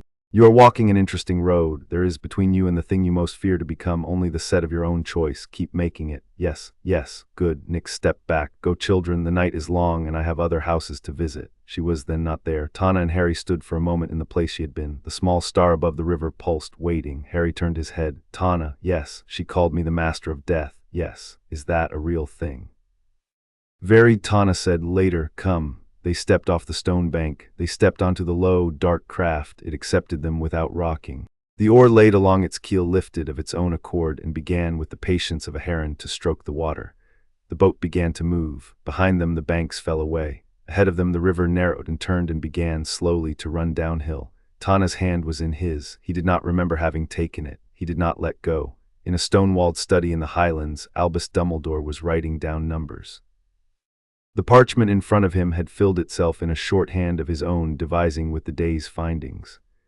Firenze had, the night before, read the stars off the ceiling of the divination classroom with a patience Dumbledore had not seen since the last war. Stars had told Firenze that a Peveril soul was presently in a cosmology not native to it, being held not by an enemy but by an ally. The stars had told him that the ally was a young woman. They had told him that the ally had gone unseen for 16 years. They had told him, in words Firenze had had to tilt his head sideways to listen to, that the daughter of the Black Crown had spoken a name that had not been spoken aloud in as many years. None of this was useful in the short term. All of it was useful in the long. Dumbledore wrote, Greek cosmology, Hades's pit, Peveril recognition, alliance formed with a daughter of Hades, both alive, both moving. He has been missing 8 days. His friends improve slowly. The ministry's cover story is holding. He paused. He drew a line. Voldemort knows the boy is alive. Snape confirms. V is looking for a Welsh house whose name begins with G. I do not like this. G for Goodwin. For Gwynedd, I will send Alastair to Wales. I will send Molly's brothers likewise because the Pruets know that ground. He paused again. He wrote more slowly. Peveril, 3 Hallows. I have been a fool for 70 years. The cloak was only one of 3. I have been keeping the cloak too long in the hands of a boy who will, at some point, need the other 2. If he survives this, I will need to tell him about the ring. I will need to tell him also about me. That will be a conversation I have not wished to have. He set the quill down. Fawkes, he said, not looking up. The phoenix from his perch behind the desk made the soft oilon silk croon that was his acknowledgement. A note to Nicholas Flamel, another to Severus, a third to Arthur Weasley's wife, and one to the headmaster of a certain American boarding school in New Hampshire. I will have them ready by dawn. Fawkes inclined his head. Dumbledore sat for a long moment, looking at the cup of tea that had, at some point during the evening, gone entirely cold. Hang on, Harry, he murmured. I am coming, or you are. In a requisitioned manner in Wiltshire, Lord Voldemort stood at a window and watched his newest piece. A young necromancer from Nouvelle Orleans, a man whose tongue he had, during the man's recruitment, cut loose of his mouth and then sewn back with a promise, being shown to the basement. The necromancer went without fuss. Voldemort liked that. He liked people who did not argue with the logic of their own recruitment. "My lord," Bellatrix said quietly at his elbow, "I have brought the maps." "Put them on the table, Bella," she did. "My lord, Rookwood has found 2 houses. One is in the Scottish borders, one is in the upper end of the Tafy Valley in Wales." "The name of the Welsh house was Goodwin," said Voldemort. "Yes, my lord, burn it," he said quietly. "Everything, every stone, every tree, every bone under the hearth. I wish nothing of that name to exist when my boy returns." "My lord, there are children in it, have I not said?" Bellatrix smiled. She had not been smiling much recently. She had been in a thin, quiet temper ever since the ministry, which was the temper of a woman who had been told off privately. This smile was a restoration. "My lord," she said with pleasure, "consider it done. And Bella, my lord, if the boy is there, you will leave him alive for me." "My lord, he is not there. I know he is not there." "I am asking you to practice." Voldemort turned from the window. "Go." She went. He stood at the window for a long while longer. He was thinking. He was thinking about a thin, hot thread in his mind which had begun some weeks ago to hum again after going silent at the ministry, and about what that hum told him. The boy was alive. The boy was in a place the anchor had difficulty reaching, but the boy was alive, and was in the company of a young woman whose outline was, through the anchor, unfamiliar and strong. The anchor could not, through any effort of his, be made to show him what the young woman looked like. That pleased him in a way. It meant she was of a substance he did not yet have in his library. He would, he thought, add her to it. He put a hand, fingers spread, on the glass of the window. The cold spread through his palm. "Wherever you are going," he murmured to the glass, as if to the boy a continent away, "come home. I will have something very interesting waiting for you." On the Lethe, the bone boat slid beneath a low arch of black stone, and the stars on the ceiling of the arch, because there were stars, small and cold and not quite in the configurations of any sky Harry knew, turned once as the boat passed under them. Harry, sitting on the low obsidian seat with Tana leaning lightly against his shoulder, watched the stars turn and said nothing. After a while Tana said quietly, "Your father had a cloak." "Yes." "And his father had a ring and a wand." "Yes." "The stars," she said, "told Nyx those things were a mortal man's once, a man who walked with death because he had made her speak to him." "Yes." "Yours now." "Yes." "Later," Tana said, "we will need to talk about what that means, you and me." Later, Harry agreed. The boat moved on. The Lethe hissed very softly against its keel. Behind them the pit, ahead of them a door. Between them, in a place neither pit nor door, 2 souls in one vessel, the blood of an old bond drying on 2 palms, the stars turning quietly on a low stone ceiling.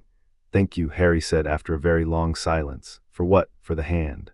"Oh," Tana said softly, "that was not a gift, that was just a hand." She did not take it back. Chapter 4. The bone rowed the boat of bone, and obsidian carried them along the Lethe for what was either 3 days or 3/4 of an hour.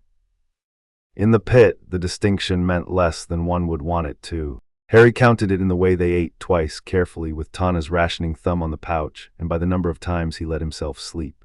He slept as they traveled, the way a cat sleeps, in thin, light layers, one hand on his sword and the other always either on the obsidian seat between them or on the back of her wrist. He woke once to find Tana sitting with one knee drawn up and the other flat, humming. He did not recognize the tune. He did not want to interrupt it. He closed his eyes again, listened, and let the tune become, slowly, familiar enough that when Tana stopped, he missed it. "Welsh," she said, without turning, "my mother's lullaby. I am told by a ghost of Athens who was kind enough to learn it for me that the words go, 'There are lights in the water, little one, and not all of them are friends.'" "That is," Harry said after a moment, "a very Welsh lullaby."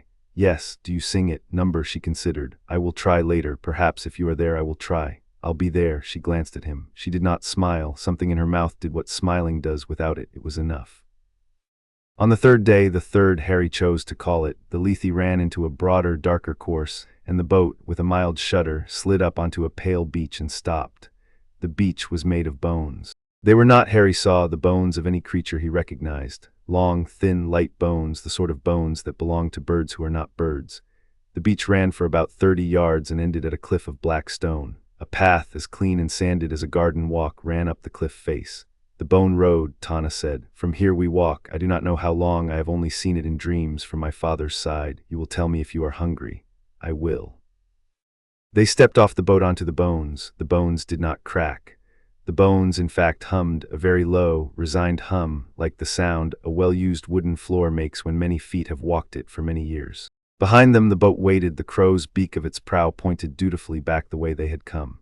Harry looked at the oar laid along its keel and on instinct bowed to it. The oar after a moment lifted and touched itself to the gunwale in the approximate shape of a returned bow. You have good manners, Tana observed quietly, told it thank you. I saw. They climbed. The bone road wound up the cliff and then away, along a ridge, and then down into a valley Harry had not expected. The valley was green.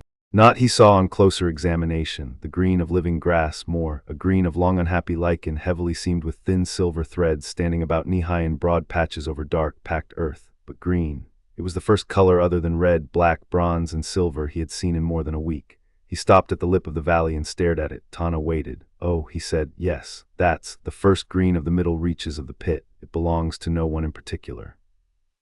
It has held at one time or another 3 different titans, 5 demigods who did not wish to go any lower, and several persons whose nature I never worked out. Most of them, by the look of the moss, have moved on. Someone, she added, eyeing a thin curl of smoke rising from the valley's heart, is currently in residence. Friend or not, I do not know, but you will be able to help me decide, and that is new.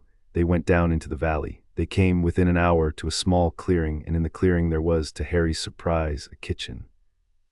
It was a kitchen of the very simplest kind, a flat stone about waist high, on which someone had laid out a cutting board made from a slab of split bone, and on which there sat a small, neat pyramid of the same gray, sweet tubers Tana had carried in her pouch. Next to the kitchen there was a fire, and over the fire, on a bent tripod of bronze, there was a battered copper pot in which something thin and pale and peppery was simmering. Next to the fire, sitting on a low, carefully carved wooden stool that looked absurdly handmade, was a man. He was very tall. He was strikingly thin. He had a thick mane of pure white hair, tied back with a scrap of leather, and a short white beard.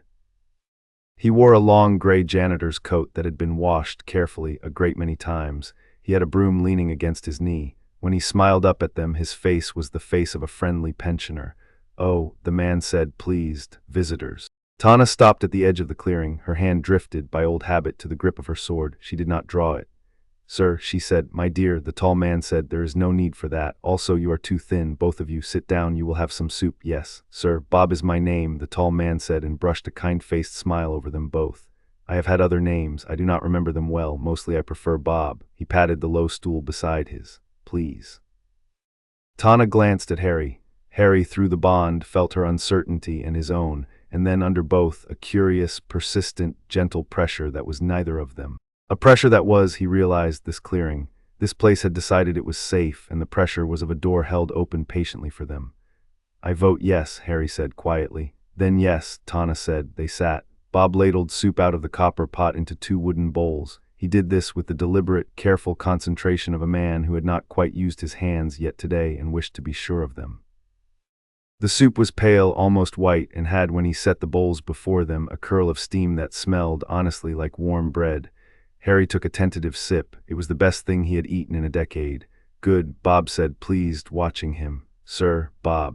Bob, Harry swallowed. Thank you. Welcome, Harry Potter. Harry, the spoon halfway to his mouth, lowered it. How do you know my name? The soup told me, Bob said, as if this was entirely normal. He smiled again.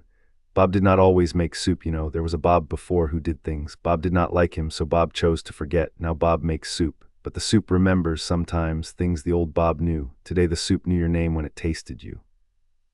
He nodded approvingly at Harry's bowl. I am glad. I like knowing names. Tana was watching Bob with a narrow, careful gaze. Sir, she said, you were a Titan once. Bob smiled at her. I think so, he said. I do not quite remember. I remember there was a lake. I remember that I swam in it. I remember I was kind after that. I am kind now. That is the only name I keep. His eyes, very pale, very warm, settled on her. You are Hades's daughter, yes, yes. He is my brother's brother's brother. Yes, I do not remember if I like him, but I remember I do not dislike him. Is he well? He is, Tana said, angry. A good brother to have, then, Bob said and nodded and returned his attention to the fire. They ate. They did not talk for a long time. Harry had not known, until he sat down at a fire with a stranger who offered him soup in a dead place, how much he had needed exactly this. Tana beside him was more openly grateful. She ate slowly, and she looked as she ate as though some small part of her had been holding its breath for 16 years and had now at last let it out. When they were done, Bob refilled the bowls without asking. Harry ate the second one more slowly. He made himself take stock of the clearing, because old habits do not die merely because a tall Titan gives you soup. There was the fire, there was the kitchen. There was at the edge of the clearing, on a low shelf carved into a tree stump that Harry could not, on inspection, decide was a real tree stump or a very good simulation, a collection of small, battered, carefully kept objects. A brass thimble, a child's top, a red ribbon in a loop, a pebble polished to a sheen by a hand that had worried at it, a chess piece that looked like a knight. These were the little trophies of a man who had over a long, slow time acquired possessions one at a time and kept each. Harry felt looking at them a private tenderness for Bob that he had not expected. "Bob," he said quietly. "Yes, Harry Potter, who gave you the knight." Bob looked surprised, then delighted. "A boy once," he said. "He was brave. He had a sister who was a little like you." He nodded at Tana, only lighter of foot, and a kind girl with him. They stopped for soup. The boy said I could keep the knight to remember them. "Do you remember them?" "Yes," Bob said proudly. "What were their names?" "Percy," Bob said, and the name, to Harry's interest, came out of Bob's mouth cleanly, without any hesitation at all. "Annabeth, Nico." Tana's head lifted sharply. "Nico," she said. Bob looked at her. "Son of Hades," Bob said helpfully. "Like you." Tana was silent a moment, then very quietly, "Is he well?" "I don't know now," Bob said. "When I saw him, yes, troubled but walking." Tana nodded once. She looked down at her bowl. "I did not," she said. "No, I had a brother." "You have," Bob said. "Two siblings, a sister. She died." "Oh." Bob laid a very long-fingered, very thin hand on her shoulder carefully, as a friendly stranger might do to a young woman who had just been given news about her family. "It is," he said, "often hard to know one has family, but it is also sometimes a nice thing. Yes." They sat with that for a while. After what might have been an hour, Bob stood and stretched, a long, slow, jointed stretch like a stork unfolding, and fetched from somewhere behind the fire a three-legged iron stove lid that he set propped against the edge of the stone kitchen. He wiped his hands. He looked up at them.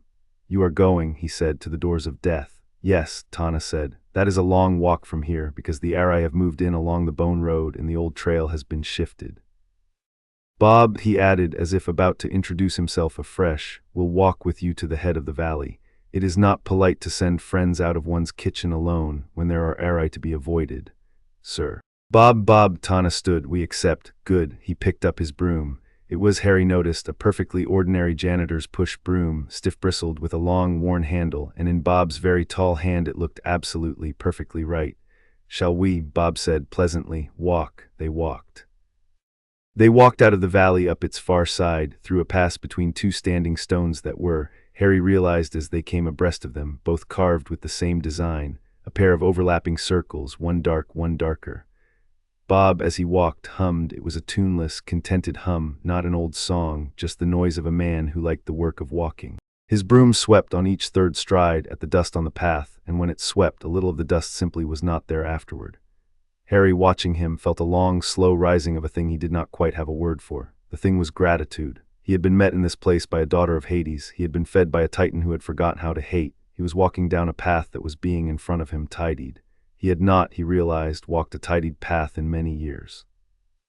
They had gone perhaps a mile when the first Arai came up out of the ground. It came up out of the ground the way air comes up through water, without effort, without announcement. It was, he realized immediately, not quite the same kind of Arai he had fought in the upper pit.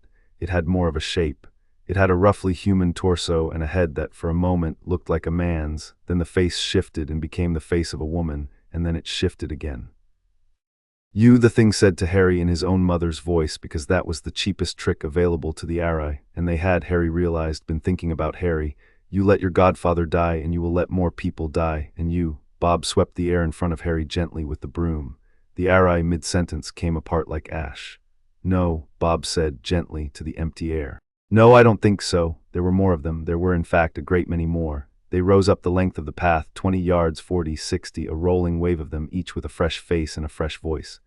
They had, Harry understood with something approaching horror, prepared for him. They had been given his private griefs and allowed to arrange them for maximum damage. They had his godfather's voice. They had Hermione's voice. They had Cedric's voice. They had somewhere in the middle a voice so close to his own that it took him a full second to realize which of them he was listening to, and it was telling him, conversationally, that he was the one who would kill everybody he had ever loved. He did not listen. He did not instead cast. He drew his sword. The sword had been for 3 days, warm and quiet at his hip. He drew it now, and it felt, for the first time since the forge, like it had a voice of its own, a low, unhurried satisfaction at being called for. He stepped forward, past Bob, and cut down the nearest Arai with a single clean, diagonal stroke. The Arai, which had been wearing Sirius's face, came apart along the line of the cut, and the face in parting said clearly, "I'm proud of you, kid." He wanted to stop. He did not let himself stop. He cut another, and another. Tana was at his left, moving with him, her own blade describing its own careful arc. Bob was at his right, sweeping with the broom, and wherever the broom passed, Harry became ash. They were, the three of them, a very strange trio. They were also, Harry realized, a startlingly good one. It was the Arai in the middle of the wave that nearly got him. That one had been saving itself. It had taken for its face the face of his mother. Not the face from the photograph, the face from the memory, the one he had not been sure he still had, of her leaning over his crib. It had her eyes, it had her voice. It said softly, reasonably, "Harry, Harry, my darling, I am tired of being your idea of me. Let me rest." Harry stopped. He did not mean to stop. He stopped because for a half-second he could not make his arm move. He stopped because it was, for a half-second, a thing he had not known he was carrying. He stopped because she had, in his head, been with him for 16 years, and he had not known, until that moment, that it was also a weight. The Arai reached for his throat. Bob's broom came down on its head. The Arai, the face of his mother, exploded into ash that smelled, faintly, of lilies. Bob, with his very long face, looked down at Harry. "Harry Potter," he said gently. "Yes, she would not have said that. I only know her from the soup, but the soup remembers her and she would not have said that. You keep her, she does not mind." Harry's throat was tight in a way it had not been for a long time. He nodded because he could not speak. Bob patted his shoulder. Then Bob said over Harry's shoulder to Tana in a different, grimmer voice, "Daughter, there is a big one coming." Harry turned. He saw at the far end of the path a thing boiling up out of the ground that was not quite like anything he had seen before. It was as tall as three men standing on each other's shoulders. It had no face. It had instead a wet, rippling surface of faces that moved under the skin of it like fish under the skin of a pond. It was made, Harry realized, of every Arai in the valley. They had agreed to be one thing for this afternoon in order to be enough. "Harry Potter," it said in a voice that was all its voices, "let me talk with you." "No, thank you," Harry said. Then he ran. He ran because he had learned the arithmetic of this place well enough to know that Bob's broom and Tana's sword would work better if he was in a place where he could pour casting down from cover, and because a boy on open ground without cover was a boy a thing like this would flank. He ran to the nearest standing stone, one of the overlapping circle's sentinels, and set his shoulder against it. He was casting before his shoulder was quite on the stone. His wand, with its seam, behaved oddly. Spells came out of it dark blue. They had more weight than he remembered. A reductor took a chunk out of the approaching mass the size of a small cart. A stunner, cast against its center of gravity, dropped 3/4 of its body onto the path with a thick, wet thump. But the thing reassembled. The bodies that were not at that moment being sorted or swept simply flowed back together. "Bob," Tana called, "its center." "Yes," Bob said, "you see it, under the third face from the top left." "Oh," Bob said, pleased. "Yes, that is the heart knot. Clever girl." "Harry," Tana called, "on my mark, heart knot, my blade, your light, full sun." "I can only once," Tana said. "We need once. On your mark." She dove in. She was moving in the short, articulate shadow steps he had watched her refine over the last week, and every step arrived 2 feet from where the rolling mass expected. Every time she stepped out of a shadow, she swung once and slipped back into another. Her aim, step by step, was the back of the mass. She was working around. "Mark," she said. Harry sighted along his wand. He thought, for a single, clear half-heartbeat, of the great hall at Hogwarts, of the long windows, of the light that came through them on a May morning when he was 12, and had just killed a basilisk, and had not known yet that he would spend the rest of his life doing that sort of thing in New Room. He thought of the color of the hall's windows at noon. "Lumos solemn," he said. The light that came out of his wand, the wand, altered, dark-seamed, the wand that had once been boy's holly and now was something else, was not a pulse. It was a beam. It was as long as the path, bright as a summer afternoon, steady as a wire. It struck the mass through the center of its body and held there. The Arai screamed. It was a sound he did not wish to remember. It was every grieving person in the world at once, and he did not, he decided at that moment, owe this particular memory a place. Tana, behind the mass, drove her Stygian blade up and in. The mass came apart. It came apart in pieces that did not flow back together. Ash rained over the path. The ash, hitting ground, sank and was gone. The last of it was the single voice that had been Harry's own voice, saying very, very quietly, "Thank you," and then even that was nothing. Harry let his wand arm down. Tana, breathing hard, walked back to him. "You," she said, "are terrifying." "Pot," he said. "Kettle." She almost laughed. Bob, brushing dust off his coat, said cheerfully, "That went well." They walked with him another hour. At the head of the valley, where the path opened out onto a long, flat stretch of black rock, Bob stopped. He said apologetically, "Do not go past here." Why? Harry asked. Because Bob said, past here Bob begins a little to be the other Bob, and Bob does not like being that Bob. So Bob stays on this side of the line where there is soup in the broom. You will be well, we will be well, sir, Tana said. Bob, she smiled, a small, real smile. Thank you, you are welcome, daughter. Bob considered a moment. Then he reached into his coat and brought out a small, soft, folded square of what looked like handkerchief linen. He held it out to Harry. For you, Harry Potter, Bob said. Harry took it. What is it? A little napkin, Bob said. If you unfold it when you are hungry, there will be soup in it. For one meal, any meal, you will want it, I think, at the doors of death. People do not always feed you properly at doors. Harry stared at the napkin. He understood in that moment something about Bob that he had not exactly understood before, that Bob had once with the same hands ended armies, and that Bob, in choosing to forget, had not lost the part of himself that mattered. He had, in fact, kept exactly the part that mattered. The napkin was a small thing, the giving of it was not. Thank you, Harry said. Yes, Bob said. He turned and waved once over his shoulder as he walked back into the green valley with his broom in his hand. In time you see Nico D'Angelo again, Tana called softly after him. Tell him his sister says hello. Bob turned around and smiled at her slowly and completely. I will, he said. They walked the long, flat black rock, and then a tunnel, and then a second black cliff, and then at last they came out into the open and saw ahead of them the wall of Tartarus. The wall of Tartarus was exactly what it sounds like. It was a wall. It was higher than Harry could see the top of. It ran in both directions to the horizon. It was smooth, unnaturally smooth, and the color of fresh, wet basalt, and where Harry's eyes strayed on it, the surface seemed faintly to bend away from his gaze as if it did not like being looked at. The wall was also, Harry could see even from a quarter of a mile away, cracked in exactly one place. The crack was a tall, narrow fissure that ran floor to horizon. It was open just enough for a person to walk through sideways. The doors, Tana said very quietly. That is a door. That is one of them. The fissure is always that wide. Always. It is the only way up from here. There are others above. This is the door that goes to the others. She looked at him. Harry. Before we go through, yes, I need to tell you something I have been putting off. All right. She stopped. She turned and she put her hands on his forearms and she looked at him the way a doctor looks at a patient who has walked in with a wound and does not know yet that it is a wound. You have, she said quietly, a thing in your head. He went very still. I know, he said after a moment. I have, yes, I've had nightmares since I was a child. I thought Dumbledore thought it was a connection. He said there were different kinds of connections. It is not a connection, Tana said. Or rather, it is a connection, but it is one that has something on the other end in you. There is under your scar a piece of another person, a piece of a man she frowned. I can see when I look he is thin, he is long, he is a piece of a man who has, I think, done a thing terrible and stupid with his own soul. He has spread himself and one of his pieces has been inside you since you were very small. Harry's breath had gone short. He had known, he had not known, he had suspected for a year, he had not let himself finish the thought. Can you, he said, take it out?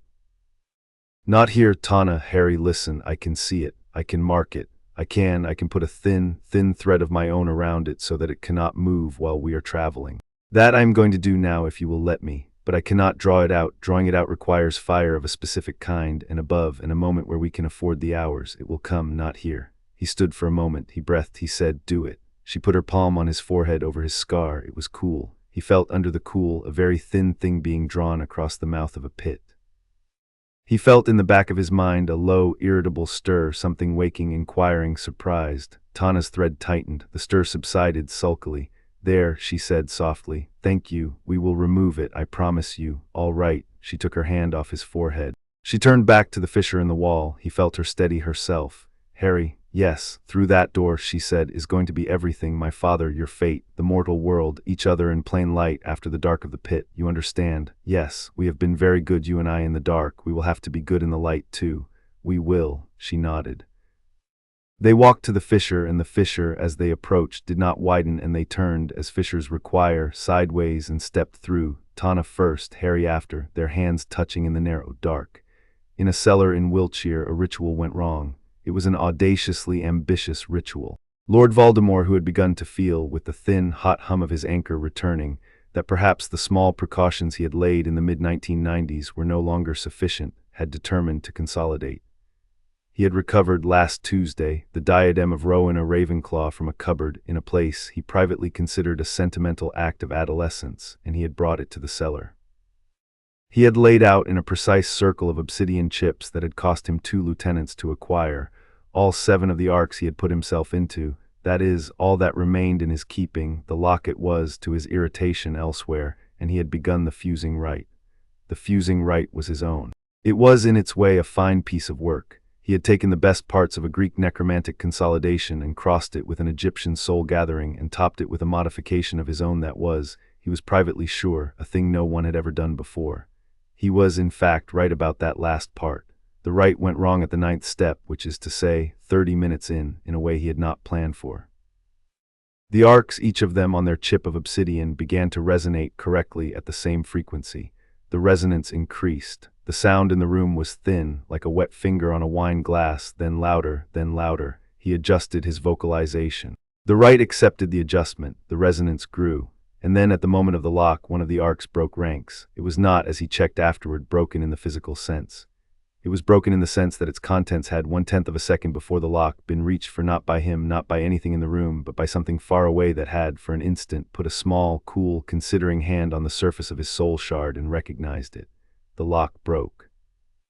The resonance disassembled. The thin, hot hum in his mind spiked hard and then fell back. Lord Voldemort collapsed. He did not happily die. He did not even quite lose consciousness. He lay on the flagstones of the cellar in his fine robes for 9 minutes, while the diadem of Ravenclaw ticked quietly on its chip of obsidian, and while his lieutenants, Bellatrix first and Rookwood second, rushed down the steps and did not touch him, because they had been told not to touch him. He lay with his head turned slightly to one side, and with his eyes, a faint, hot ember red, fixed on a hairline crack in the flagstones near his cheek. When he finally stood, he did it slowly, accepting no hand. "My lord," Bellatrix whispered. She was bent nearly to the floor. She was terrified, and she was also, Harry would have said if he had been there, rather fascinated. She had never seen him fall before. "I am well," Voldemort said. His voice was in fact well, it was also thoughtful. "Bella, pick up the diadem, put it in the vault. Do not touch the black stones, I shall dispose of them myself." "Rookwood, my lord, the boy is more interesting than I gave him credit for," Voldemort said quietly. "He has acquired an ally. The ally has somehow put her hand on what I keep." "My lord, send word to Severus," Voldemort said. "Tell him I wish to know, before the end of the month, everything he has observed of the Dumbledore Circle's recent movements. Everything, Rookwood, my lord. Now also a question." Voldemort turned slowly and looked at the cellar wall as if he could see, through it in a continent of stone, the place where a 16-year-old boy had 10 minutes ago stepped sideways through a fissure.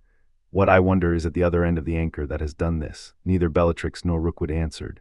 "It is," Voldemort said mostly to himself, "a person, an unfamiliar person. An unfamiliar person has set a thin, careful thread over my work. The work is mine, she is not." His red eyes narrowed. "She will, I think, be found, and then she and I will have a conversation." Highlands Albus Dumbledore, stirring a different cup of tea at a different table, paused.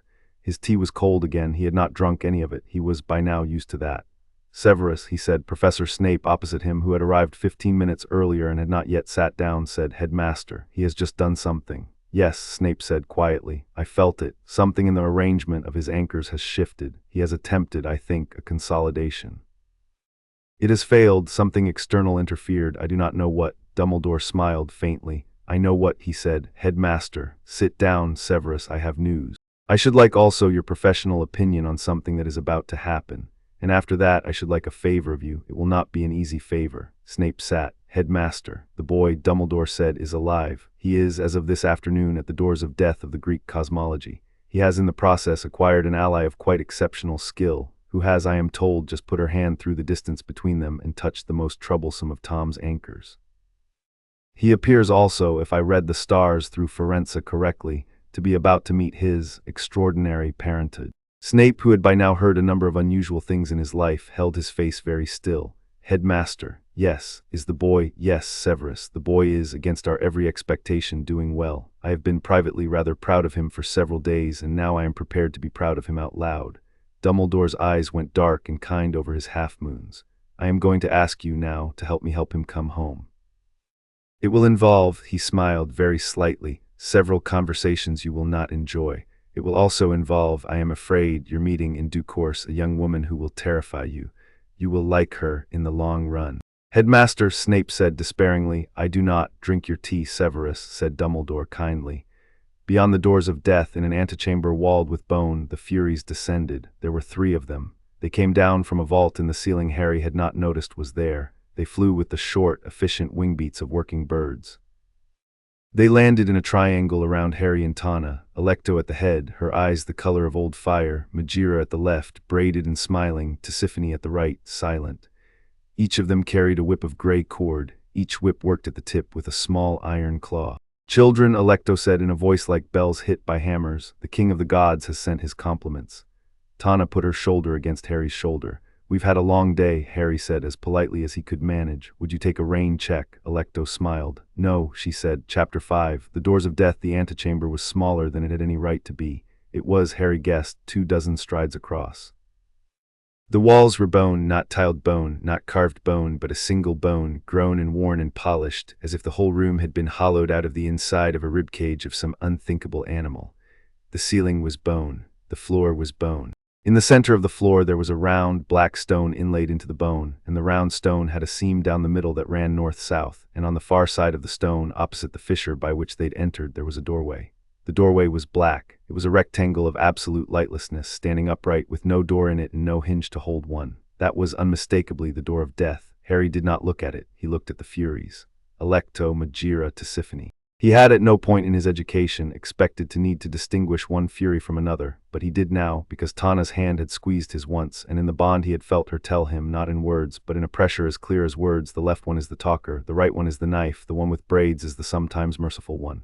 In that order. "Children," Alecto said again, "the king of the gods has sent his compliments." "Tell him thank you," Harry said. "He has also," Alecto said, "sent us with instructions." "What instructions?" "You are not to leave this room, ever, in our company, number." Tana took a slow step sideways on Harry's left, casually, as if she were stretching. She did it to open a corridor between herself and him, to make the three Furies have to shift a little to keep each of them in sight. Harry, matching, did the other way. Alecto's eyes tracked them. Majira, the smiling one with braids, did not shift. Tisiphone, silent, did. "Lady Alecto," Tana said politely, "I would prefer not to fight the three of you." "And I," Alecto said, "would prefer to enjoy my work."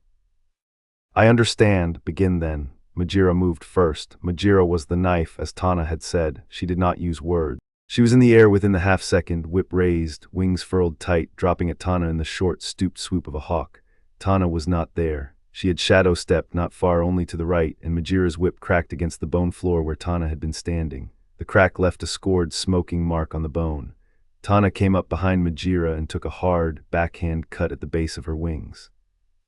Majira twisted in midair and Tana's blade scored her ribs, not deep, but enough to bleed black.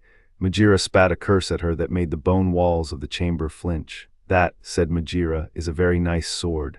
"Thank you," said Tana. Harry, meanwhile, had taken Alecto. Alecto had expected, he realized in the first exchange, to be able to speak to him the whole way through the fight. Her whip was long, lashing, articulate, and her lips were moving as she worked. She was, apparently, part orator and part executioner. She meant to take him apart while making a case for Olympus along the way. Harry did not let her. He did not in the first heartbeat cast. He drew his sword with his left hand, the wand was in his right, and stepped inside her whip's arc. Alecto, surprised, flapped back. He followed. He was finding, a very particular aptitude for sword work. He thought afterward it had been waiting in him since Gryffindor's Blade 12 in the chamber, and that Tana's training on the Bone Road had just woken it up. He drove Alecto back 3 paces. She recovered in the air, her whip came round overhead. Harry caught it on his sword, and with a twist the way he realized later, he had once seen Sirius twist a rope on a boat, peeled the whip's tail around his blade and yanked. Alecto came down. She came down off balance in a flutter of feathers, and before she could get her feet under her, Harry had his wand at her throat. "Expelliarmus," he said quietly. It was a schoolboy spell. It was, he had decided over a year ago, an unjustly underestimated spell. The whip went spinning out of Alecto's hand into Harry's. Alecto, staring up at him, said, "What are you?" "Trying to leave," Harry said evenly. Tisiphone was moving. Tisiphone was the silent one, and silent did not mean slow. She came on Harry from his blind side. He felt her through the bond. Tana's eyes saw her from across the chamber, a second before he would have felt her any other way. He ducked. Tisiphone's claws raked the air where his ear had been. He came up with his sword and a spell at once. Depulso, Tisiphone went across the chamber sideways. She hit the bone wall, bounced, was already twisting to recover. Tana, shadow-stepping through the middle, clipped her with a short, precise cut that hamstrung one of her wings. Tisiphone fell. Majira was shrieking in the air. She was picking Harry and Tana apart with quick, darting attacks. When she missed, she moved. When she was between them, she braided. She was the best of the 3. Tana tracked her. Harry covered Tana. The three of them, two against one, and Alecto down on the bone floor with her whip gone and Tisiphone just rising, had the beat of the fight for the moment. Then Alecto, rising, spoke a word. Harry did not know the word. He did not afterwards think he could have heard the word without flinching. It had in it the cold, clean authority of the sky. The walls of the chamber shivered when Alecto said it. The floor tilted. The seam in the black stone inlaid in the middle of the bone widened very slightly, and from the widening a thin wind began to blow. "No," Alecto said, standing. "I think, my little mortal, you're not going anywhere after all." The wind was thicker than wind. It was, Harry realized, the draw of the door of death. Alecto had called it. He felt his feet begin subtly to slide. Magira, wings wide, was hanging above them now, waiting. Tisiphone, hamstrung, was dragging herself around to flank. Tana caught Harry's wrist. "Harry," she said urgently, "hold. I'm holding. Hold to me. I'm holding to you." Then she did not finish the sentence because the floor of the chamber cracked open, not the seam, the floor as a whole. It cracked along a line that ran through the inlaid stone and out under Alecto's feet and away into the wall. The wall, above where the crack passed, opened like a mouth. A deep, rumbling, very, very old voice moved through the room, not a voice that was spoken, but one that was there, and the voice said, in a cadence Harry felt in his marrow, "I invoke the claws of Peveril Hall." The wind stopped. Alecto mid-stride stopped. Magira in the air faltered and came down to the floor. Tisiphone, who had just got to her feet, sank down to one knee like a subject. The wall where it had opened widened. From the widening a man stepped through. He was tall. He was very tall. He was not as tall as Bob, but he was taller than most men, and he moved as though the taking up of space was an afterthought rather than an effort. He wore black entirely, a robe cut to travel, or to fight, or to read in as the occasion demanded. His skin was pale. His hair was dark and long and tied at the nape with a single black cord. His eyes were a cold, clean gray, the color of wet river stones, and they were, Harry realized with a shock that was not quite shock, the same color as Tana's. Hades stood in the antechamber of the doors of death, and he looked for a long moment at his daughter. He looked at her as a man looks at a daughter he has watched from very far away for 16 years. "Father," Tana said softly. "Tana," said Hades. Behind him, a half-pace behind him, as a courtier might stand, there was another figure. This one was shorter than Hades, but only a little. He was robed in soft, dark brown. His face was young and ageless. His eyes were the gold of molten iron, and when Harry looked at him, Harry felt his wand hum against his palm as a cat hums against an owner's hand after a long absence. "My lord Thanatos," Tana said with the same small bow. "Daughter of Hades," Thanatos said. His voice was, Harry noted, precisely the voice of the Veil.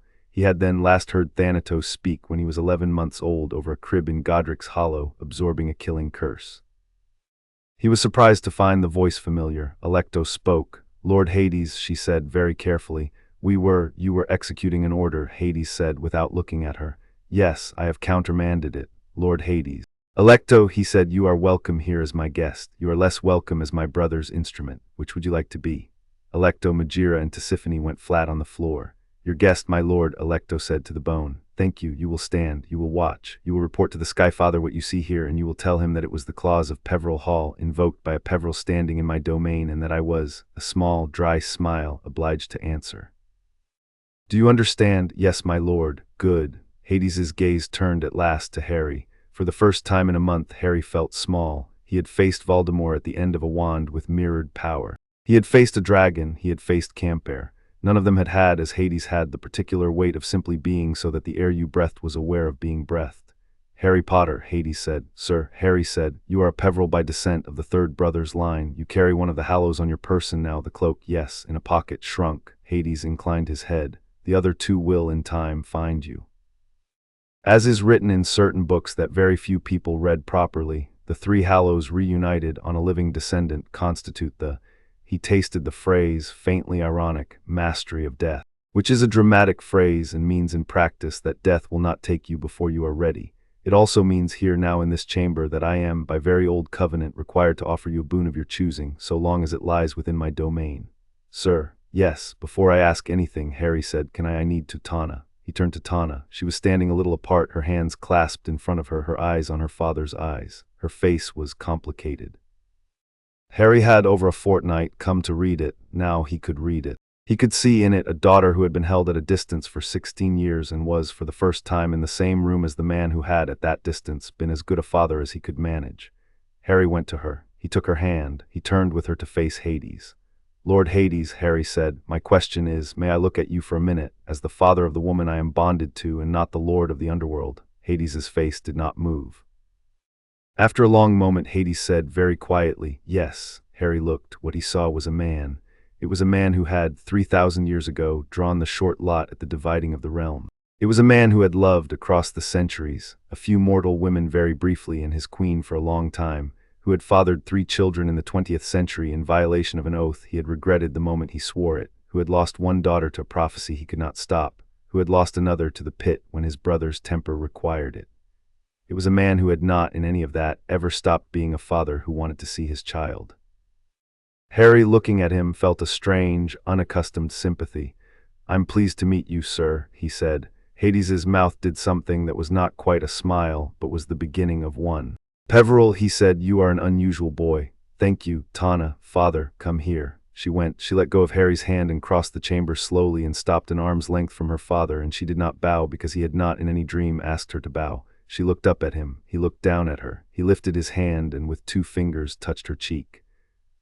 He did it with the same slow care that Harry had in Sirius's library once seen his godfather used to touch a book older than the house. He took his hand away.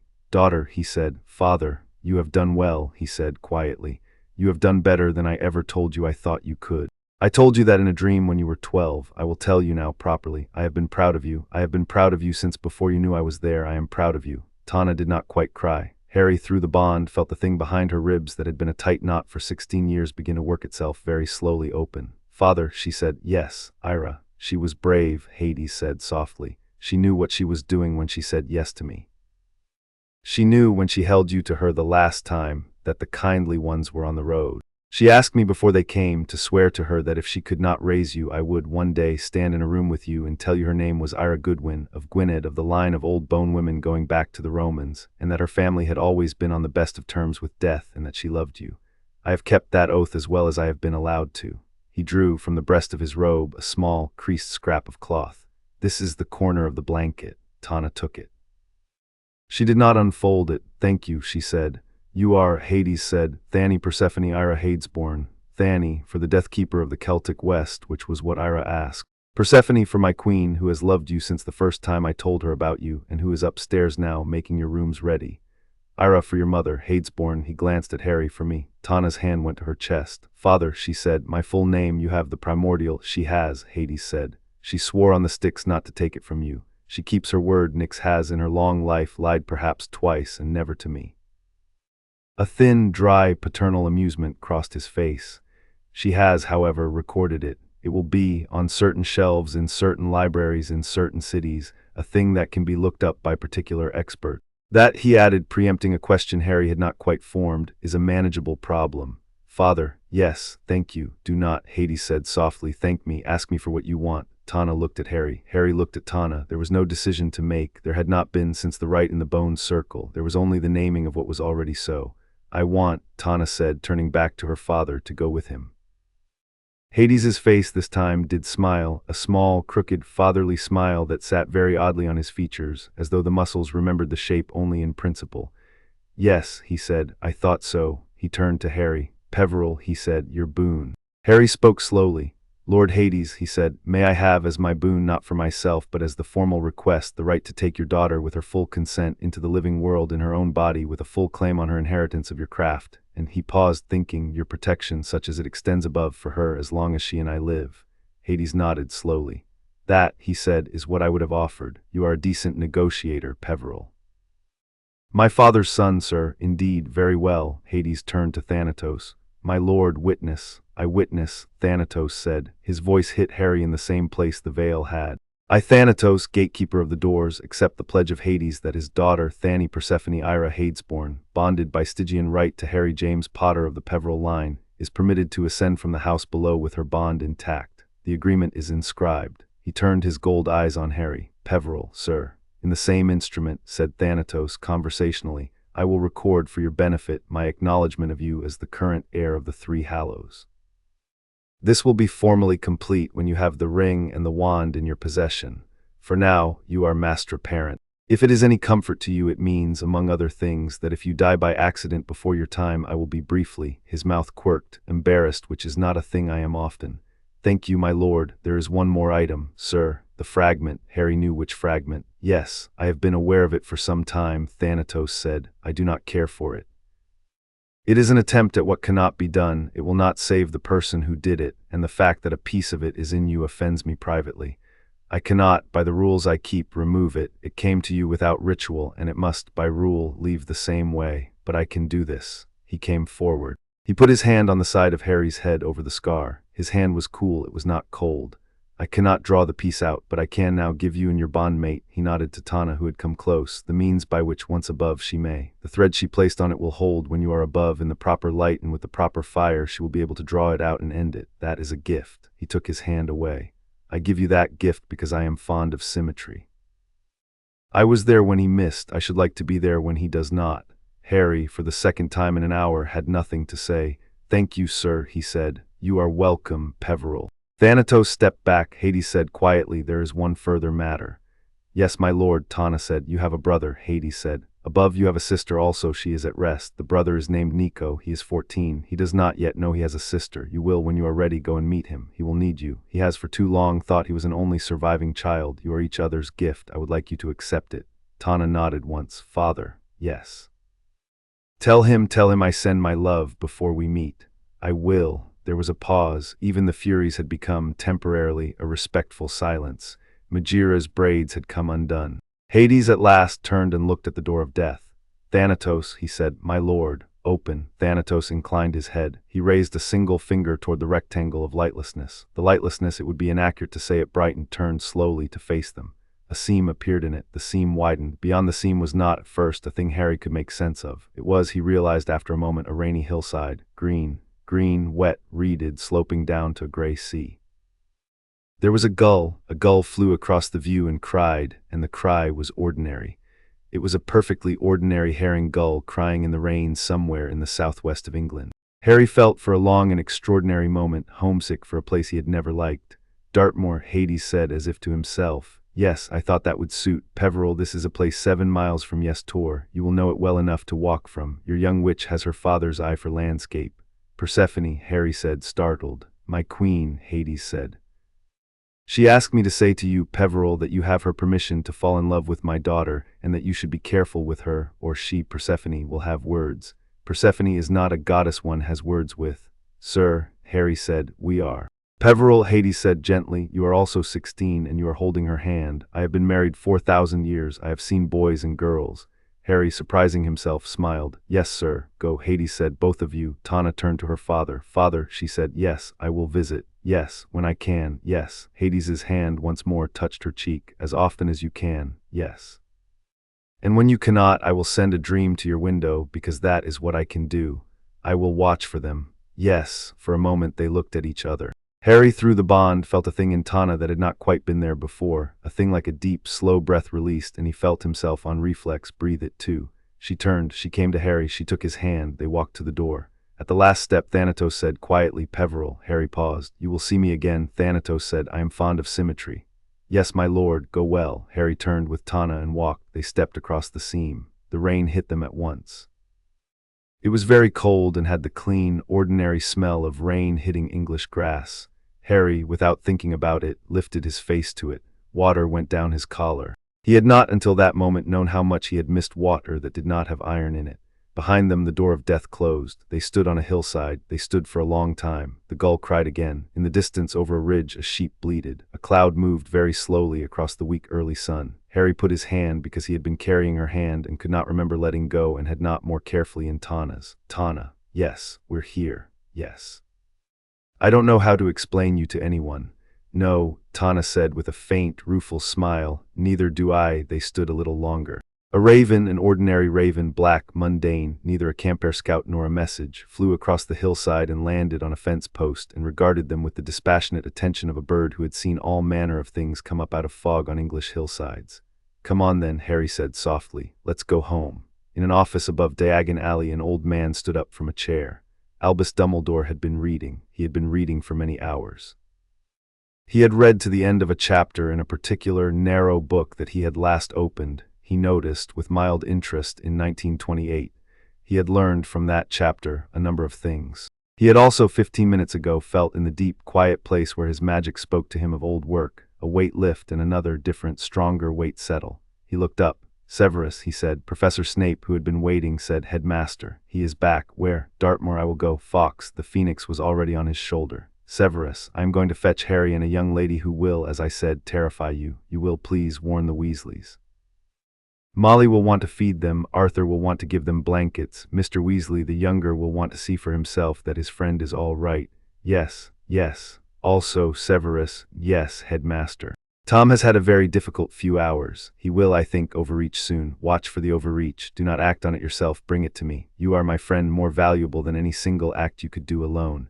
Yes, Headmaster. Good. Dumbledore pulled his cloak around his shoulders. Fawkes trilled once sweetly. They were gone. In Wiltshire, Lord Voldemort was in his library. He had recovered. He had spent 3 hours recovering, and he had, at the end of those 3 hours, walked into his library with a very particular expression on his face that his lieutenants had learned over a lifetime was the expression he wore when he was about to stop being a methodical strategist and become, briefly, an improvisational one. He was looking at a small, sealed box on his desk. The box was made of silver. The silver had been etched once with the crest of a Welsh family that had been, as of this morning, burnt out of record. The crest had then been sanded off on Voldemort's instruction, and the silver polished smooth, and the box sealed with a thin wax seal into which Voldemort had pressed his own ring. Inside the box was an object Rookwood had retrieved from the burning remains of a certain house in the Tafy Valley. It was a child's rattle made of bone, worked and worn, with a small, careful inscription in a hand not unlike a Welsh witch's. The rattle had, Rookwood had assured him, belonged to the Goodwin child who had gone to the pit. It had lain, wrapped in a hem of blanket, in a stone cupboard in a cellar whose hearthstone the fire had not quite reached. Voldemort laid his hand on the box. If the boy's accomplice, he said to the empty room, is what I begin to think she is, he paused. Yes. He picked up the box. He turned to Bellatrix, who had come up behind him quietly. Bella had a gift for quiet when she chose, and was standing with her head slightly bowed. My lord, Bella. I am going to ask you a thing I have never asked of you. Anything, my lord. I am going to ask you to be patient. She went still. My lord. You will, I know, find it difficult. Voldemort's red eyes considered her without affection, with a kind of fond exasperation that was, from him, as close as he came. The boy is, let us call it at last, interesting. The girl with him is interesting. My own consolidation has gone poorly. I do not wish in the next 2 weeks to do anything further that is not carefully planned. I will tell you at the appropriate time what I require. Until then you will practice, politeness perhaps. It has been too long. Bellatrix's face did something expressive and complicated that Harry would have given a great deal to see. Yes, my lord. Go then. She went. Voldemort, alone again, looked at the box. He turned it once under a lamp. He did not after that open it. He set it down, gently, at a particular angle on the desk. He did not, in the next several days, look at it. But Tana on the hillside at Dartmoor, Tana, who had just inherited a name and a blanket corner and a brother and a kingdom, felt, for a quiet moment, something put a hand across the distance, on the rim of a box in a library she could not have placed on a map. She frowned. She did not say anything. She set the sense aside to look at later. She would remember to look. On the hillside the rain gave up for a moment, and the sun, weak, English, perfectly itself, came through. The hillside went briefly green-gold. Tana, seeing it, stopped walking. Oh, she said quietly. What, Harry, the sun? Yes, I have not seen the sun. She looked at him. I mean, I have seen a sun. My father sent me a dream once of the sun on the Bay of Naples. I was 8. I did not know if I remembered it right. That is the sun, yes. It is much smaller than I expected. Yes, it is a little cruel that it is so unimpressive. I think you'll find it grows on you. She looked at him. You, she said slowly, are not going to be very good at translating the world for me, are you? I am going to be, Harry said with sudden, unexpected certainty, excellent at it. In time, she almost laughed. She did not. The almost laugh, which was a thing she had at the beginning, rationed like water, was becoming more frequent. He let it exist. They walked the long, slow walk down the hillside, past a fence post and a startled sheep, to a stone wall, and past the stone wall to a lane. The lane curved. At the curve of the lane, standing in the road, with his cloak held in one hand as if he had been about to put it on and had forgotten, was a tall, thin old man with a white beard and half-moon spectacles, who had unmistakably been waiting. He saw them. He stopped being tired. Harry, Dumbledore said simply, "Hello, sir." Dumbledore's eyes went to Tana, then to their joined hands, then to Tana again, then back to Harry. "And this," he said, "I suspect, is the young woman I have been hearing about." "Headmaster," Harry said, "may I introduce?" He paused. He looked down at Tana, who looked at him, who nodded once. Thani Persephone Ira Hadesborn, Harry said, daughter of Hades, my bondmate, we would be glad of dinner, sir. Dumbledore very slowly smiled. My dear girl, he said, welcome to England. I should, if you are amenable, be honored to cook it.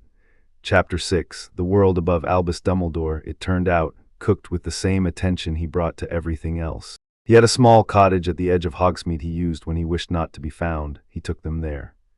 He served within an hour of sitting them down in front of a fire, a shepherd's pie that tasted the way food tastes when a good cook has had 20 years to think about it, and a mug each of a thick cocoa that was mostly cream, and a small dish of stewed apple. Tana ate carefully at first and then less carefully.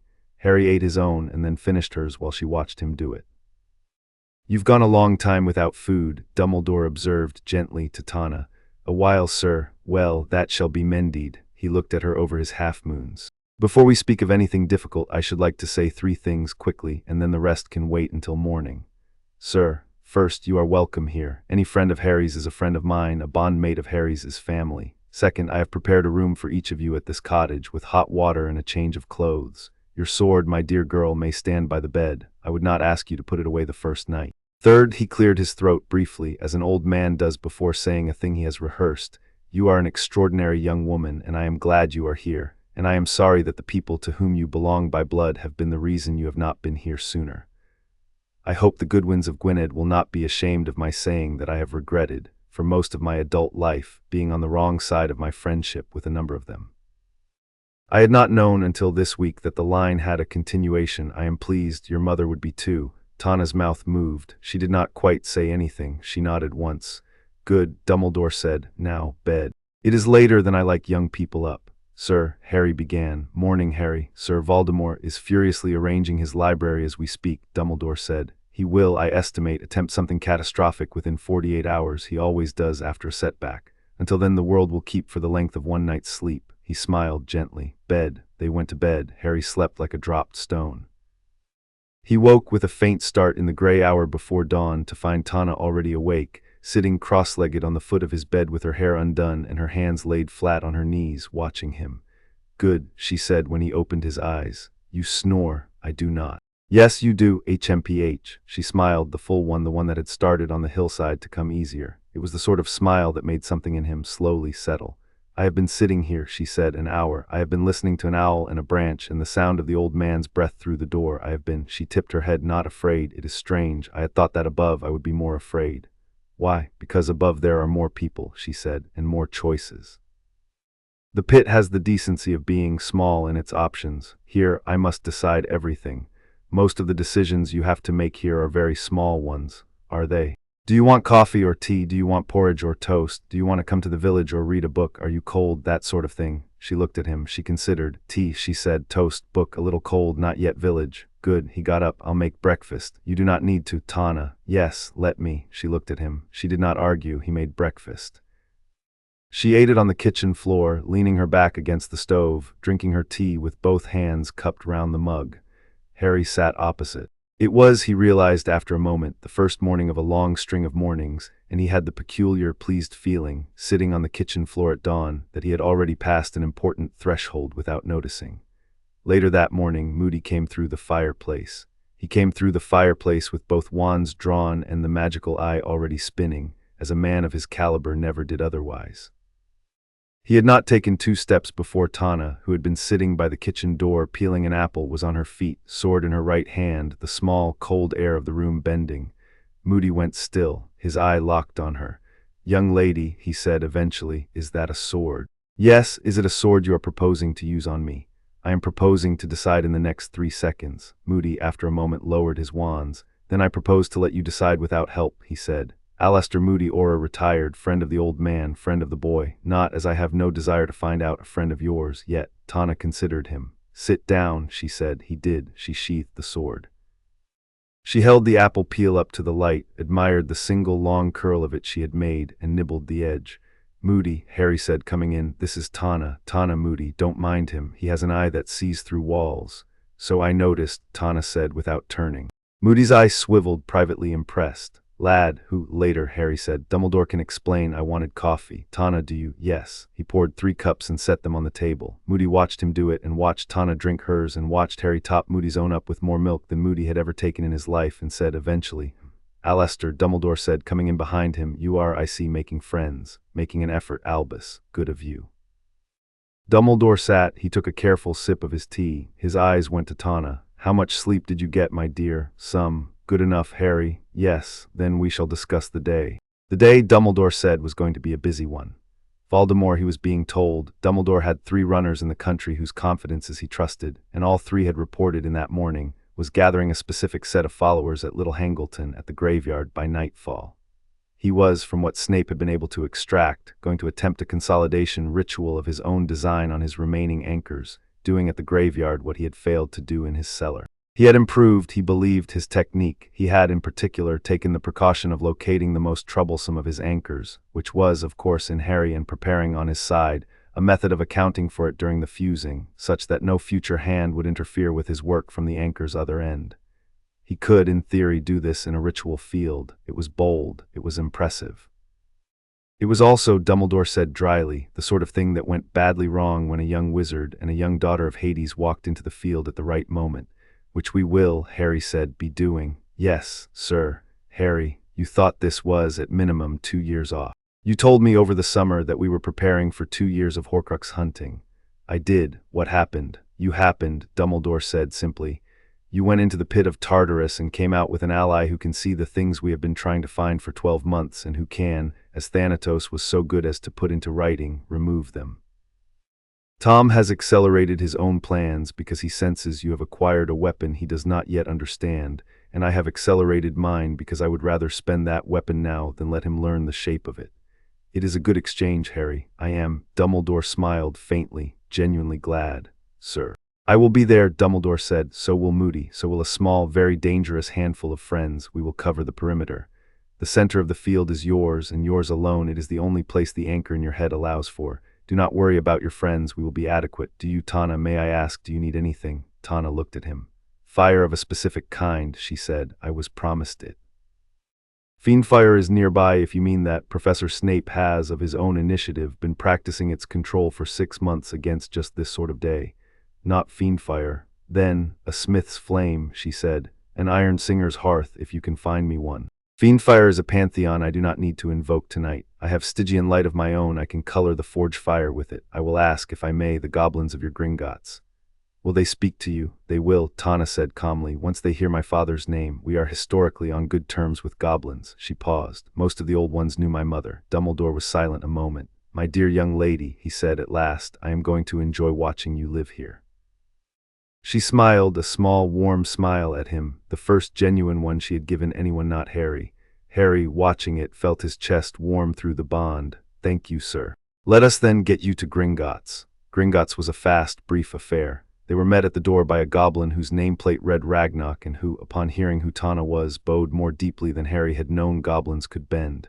He took them without ceremony into the depths, to a forge that had not been used by a demigod in 94 years. He had, he said, kept it ready.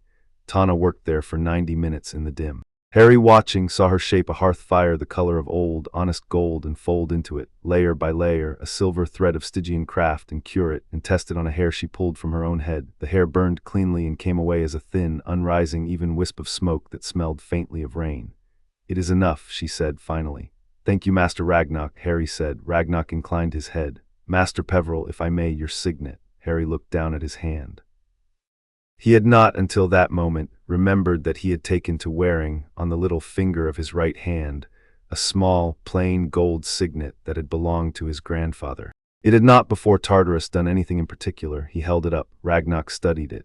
It is thinner than it should be, Ragnarok said, for a Peveril of the unbroken line, but it is correct. It will in time grow heavier as your claim. He glanced at Tana. Ah yes, Peveril with a wife, bondmate, Harry said. Indeed, a different thing. Ragnarok's eyes sparkled dryly. Your account will be interesting. We shall see to it. They took their leave. On the surface of the world, Diagon Alley was doing its weekday business. Nobody looked at them in particular because Harry had cast over himself a small, polite notice-me-not, and Tana was in a cloak of a cut so particular that even in the wizarding alley no one's eye quite caught on it. They stepped into the crowd and through it and out into the mundane world of London traffic. Tana stopped at the curb. Oh, she said quietly. Cars, Harry said. Those are cars. Yes, I had expected them, she said, to be louder and slower. You'll get used to them. I do not yet want to, he laughed. It surprised him. He did not laugh easily these days. He laughed, and she looked at him with a slow, considering pleasure, and he took her hand again, and they walked. The day slid, as some days do when the weight of a year has been compressed into it, very fast. They went, Dumbledore's arrangement, to the burrow, briefly. Molly Weasley looked at Harry and cried a little, and then looked at Tana and did a thing that no other person had yet done, which was to simply, without fuss, pull Tana into a hug and murmur into her hair that she was welcome. Tana, who had not been hugged in 16 years except by her mother in the first 3 months of life, stood quite still in Molly's arms and then, to her own evident surprise, put her arms around Molly's back and held on. Hermione and Ron were not there. They were at Order Safe House arrangement. There would, Dumbledore promised, be an evening where everyone would sit in one room together, and crying and punching and laughing would be done, and then they would continue. Harry for the moment took that on account. He and Ron had, he thought, been through this shape of a week before it would keep. They met Percy Jackson, to his small astonishment, at 5 o'clock in a small, ordinary-looking pub in Wales. Percy was 13. He had with him a tall girl whose hair was the color of pale honey, and a 14-year-old boy with hollow eyes and a black jacket, and a sort of Stygian iron at his hip, who, Harry understood before being told, was Nico D'Angelo. The meeting between Tana and Nico was, Harry felt it in the bond, the quietest he had ever felt her. She stood. Nico stood. Nico looked at her with the defensive, hollow look of a boy who had learned, at a very young age, not to be surprised by loss. He looked at her, and for a moment his mouth tightened, and for a moment he was a boy with a full cup brimming. "Sister," he said quietly. "Brother," Tana said. Then Tana, for the first time Harry had seen, put her arms around someone. It was unpracticed, it was brief. It was when she stepped back, accompanied by a faint, deliberate wiping of her eyes with the back of a wrist. Nico was not crying. But he said in a voice of great dignity, "I am pleased to have a sister. Yes, I will visit. Yes, I will too." Percy, the black-haired boy in the pub, had the perfect sense to say exactly nothing for 30 seconds. Annabeth, the honey-haired girl, offered Harry her hand. "Annabeth Chase," she said, "I understand you've been to Tartarus." Briefly, "I have 100 questions. Can they keep till after tonight?" "Yes, thank you." Percy, watching Tana and Nico, said to Harry, "Keep her." "I'm trying to, also." Percy glanced at him frankly. "The thing in your head, she can get it out. She says so. My mother sends her best regards. Thank her for me." "I will." Percy hesitated. "When this is over, when you're not running, I'd like to meet you properly, Potter. We have a lot of the same enemies." "Yes, we do." Harry put out his hand. Percy shook it. They left the pub and went on. By dusk, they were at Little Hangleton. The graveyard was exactly as Harry remembered it. That was in itself eerie. It was a thing his mind had gone back to, in dreams and in waking, enough times that walking into it for real felt like walking into a dream he had worn out. The Riddle gravestone was still there. The yew tree was still there. The flat patch of grass where a cauldron had once steamed was, thanks to Voldemort's sense of his own mythology, still carefully kept. Voldemort had, on the patch, arranged exactly what Dumbledore had predicted, a wide circle of obsidian chips set into the grass, and on each chip an arc, 6 arcs laid out, a 7th unused place. Harry knew the 7th was for him. Voldemort stood at the head of the circle. He was, at the moment, quite patient. He had robes of fine black worsted. He had his wand tucked through a belt. He had, standing behind him, perhaps 15 Death Eaters in the regalia of their vocation. Bellatrix was there. Rookwood was there. Dolohov was there. Macnair not. The Lestrange boys, Lucius, who looked tired, and flanking Voldemort very closely, close enough to be touchable, Nagini in her body and in the air. "Harry," Voldemort said, as Harry and Tana walked down the slope between the old stones, "you have grown." "Hello, Tom." "That is," Voldemort said, "an unattractive name. I have asked you not to use it." "I remember." They came to the edge of the circle. Tana stopped there. So did Harry. Behind them, at the crest of the slope, at distances carefully measured, Dumbledore and Moody, and the handful of Order wizards, Harry did not turn to look, had arranged themselves as a perimeter. A crack of displaced air down the hill told Harry Kingsley and Tonks had arrived. Another, at the tree line, said Bill Weasley. Another, very quiet, said Severus Snape. The perimeter was, as Dumbledore had promised, adequate, and the young lady, Voldemort said, his red eyes found Tana. "Hadesporn, I presume." Tana inclined her head politely. "Lord Voldemort." "I have read recently in a book I was at some trouble to acquire about your line," Voldemort said, with the small, appetitive pleasure of a man remarking on a fine vintage. "Bone Women of the Tafy Valley, Goodwins, a line that went, I had been assured, extinct in 1945. It is, I must say, pleasing to find you were in reserve, so to speak. You burned our house. I did. I felt your hand on the box, Tana said calmly. I would prefer it if you had not put it there. Voldemort smiled. I have many more hands, dear girl, he said, and a great deal more box. Harry, Tana said without taking her eyes off Voldemort. Yes, give me the perimeter. Yours. She moved. She moved faster than Harry had seen her move in Tartarus, faster, because she had a sun in her lungs now, because she had spent the day in England eating proper food, because her father had touched her face and told her she had done well, and she shadow-stepped in a pattern Harry had never seen her use before, a pattern that was not a dash but a dance. She flicked in and out of the shadows among the gravestones. Death Eaters reacted. Dolohov fired 3 curses at the wrong headstones. Macnair raised his axe at empty air. Bellatrix, to her credit, actually saw her at step 4 and fired a curse that clipped Tana's heel. Tana landed, turned, cut off the curse's return arc with her blade, and vanished again. By the time the line had even half-organized itself, Tana had done something none of them, including Harry, had seen her do before. She had put her free hand on each of 6 headstones. She had touched each one in order. She had done it with great precision. When she came back to Harry's side 4 seconds later, breathing lightly, the 6 headstones Voldemort's followers had been standing between were dark. The shadows of the stones had quietly and inviolably closed around each of the Death Eaters' feet. Pawson, Tana murmured very softly, stand. They could not move. Bellatrix, finding herself standing in a shadow that had become, in essence, a hand, snarled. She could still cast. She did. Her bombarda took a chunk out of a mausoleum. Her next 3 curses Tana deflected casually with her free hand as if brushing off flies. Neatly done, Voldemort murmured. Now, Tana said to Harry, the arcs. Yes. Harry turned his attention to the 6 arcs on their chips. He had the night before practiced, with Tana's coaching, the shape of a spell he had never used in his life. It was a spell of detection. Tana had told him which side of his mouth to speak it out of, and which finger of which hand to track while he did so. He had told her it was a silly spell. She had told him quite kindly that most things in the world are silly until they aren't. He had laughed. He used it now. He cast the detection. 6 of the arcs lit up in his vision. A 7th, high up in the trees, Nagini, who had been Voldemort's most recent arc, lit also, and there was behind his own forehead a glow he could feel as a faint pressure. Tana, yes, ready, ready. She uncorked from her belt a small leather flask. She had carried it from Gringotts. She tipped it. A single drop of the hearth fire fell from the mouth of the flask into her palm and sat there perfectly at ease, the color of old, honest gold with a single silver thread running through it. It did not burn her hand. Begin. She walked the circle. She walked it widdershins against the sun, because Stygian work is always against what the world expects. At each of the 6 arcs she bent, touched the gold-silver fire to the arc, and spoke under her breath a word that was, each time, the true name of the particular piece of soul. The arcs, the diadem, the cup, the locket, destroyed already, but the slot was still there. The ring, which, unknown to Harry, was in a vault in a house in London, and was also represented here by its slot. The book, which, to Voldemort's perennial irritation, had been destroyed years before and was also only a slot, and Nagini went one by one, cleanly, kindly, out. Each of them simply, quietly ended. Voldemort, who had not moved during this because he had been watching with the frank interest of a scholar at a colleague's demonstration, went, by the 5th arc, very still. By the 6th, a thin line had appeared between his eyebrows. That is, he said, conversationally, remarkable. Thank you. You understand, of course, that it will accomplish nothing. The boy still carries one, mine own remaining anchor. He will fall with me when I fall, or he will fall before. I am sorry to say this before his bondmate, but it is so.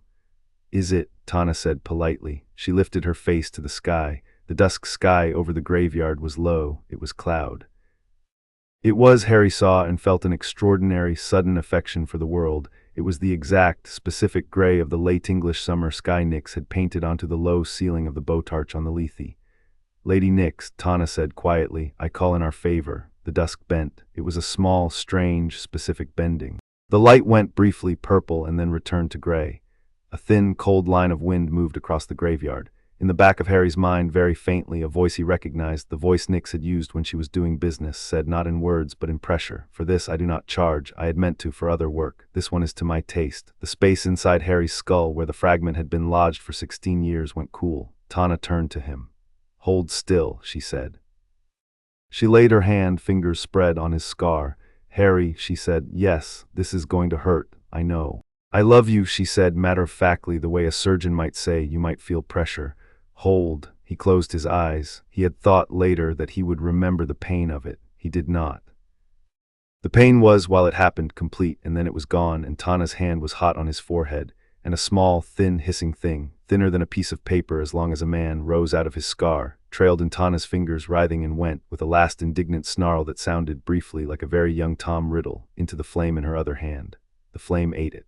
The flame burned, in eating it, a pure white for a single heartbeat, and then returned to gold and silver. Tana closed her hand, she opened her hand. The flame, finished with its work, went out into a wisp of smoke that smelled. She had promised of rain, it did. Harry, breathing out, opened his eyes. Oh, Voldemort said. It was a very small word. Voldemort looked, Harry realized, with a detached, distant sympathy, like a man who had been building a tower of cards for 60 years, on a table whose legs had just all four collapsed at once. Tom, Dumbledore said from the crest of the hill, very gently. Voldemort did not look at him, he was looking at Harry. Boy, he said, I am going to. Yes, Harry said, you are, but first, he cast. He cast 3 spells in a single motion. A disarming at Voldemort's wand, a shield on himself, and a binding, not a curse of his school, but one Tana had taught him on the Bone Road, the one she had spoken over the Death Eaters, on Voldemort's feet. The disarming met, of course, an Expelliarmus of equal force from Voldemort's side, the wands locked in midair. The shield turned Bellatrix's shouted curse, launched from her shadow-bound feet without effort, the binding set. The disarming contest, for anyone watching, was a blaze of gold. The 2 wands, Holly and Yew, spoke to each other as they had, once, in another graveyard, recognized each other as siblings. They did not this time hold long.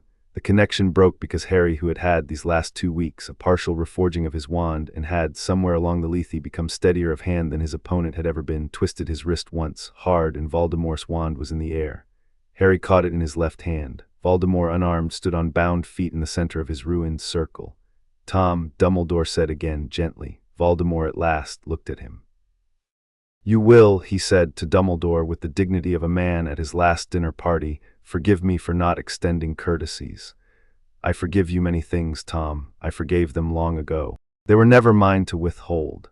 Voldemort turned slowly back to Harry. Boy, he said, yes. Will you do it yourself? No, Harry said. He did not know until he had said it that he had decided. You're going to be tried properly. In front of every person whose family you broke, you will be given a lawyer. You will be permitted to speak. You will be convicted. And then you will go through the veil I went through because it seems fitting, and you will be yourself on the other side of it. No anchors, no horcruxes, no backups. What is left of you is what goes through. That is the sentence Thanatos and I discussed, and it is the one we are going to hand you. Do you understand? I hold him, Tana. Tana, without moving from Harry's side, snapped her free hand shut. The binding at Voldemort's feet tightened to his knees, to his waist, to his elbows, to his shoulders. It was not a killing hold, it was a patient one. Voldemort, who had not in 60 years been held by anything, stood at the center of his own circle, entirely unable to move. There, Tana said politely. My lord. Voldemort stared at her. You, he said, are no one's lord, child. Not yet, said Tana. She smiled at him pleasantly. Harry, Dumbledore said, coming down the hill with Moody and Kingsley and Snape and the rest of the perimeter flowing in behind him. Well done. I am, yes, well done. Sir, give me the wand, sir. You should not keep it. No, sir. There will be time for you to consider later. Yes, later, for now. Dumbledore took Voldemort's wand from Harry's palm. He handled it with care. He laid it, a moment later, in a simple, iron-lined box that Moody held out for the purpose. He closed the box. He sealed it with a word. He handed it to Kingsley. Then he looked at last at the bound figure at the center of the circle. Tom, he said, I am. His throat went tight, and he let it be tight. I am glad this is the end of it. Voldemort did not reply. Bellatrix, 30 yards away, finally finished the last of her stifled curses and went limp in her shadow hold. She dropped her wand. It made a small sound, falling on a headstone. Right, Moody growled, round 'em up. They rounded them up. It took 90 minutes.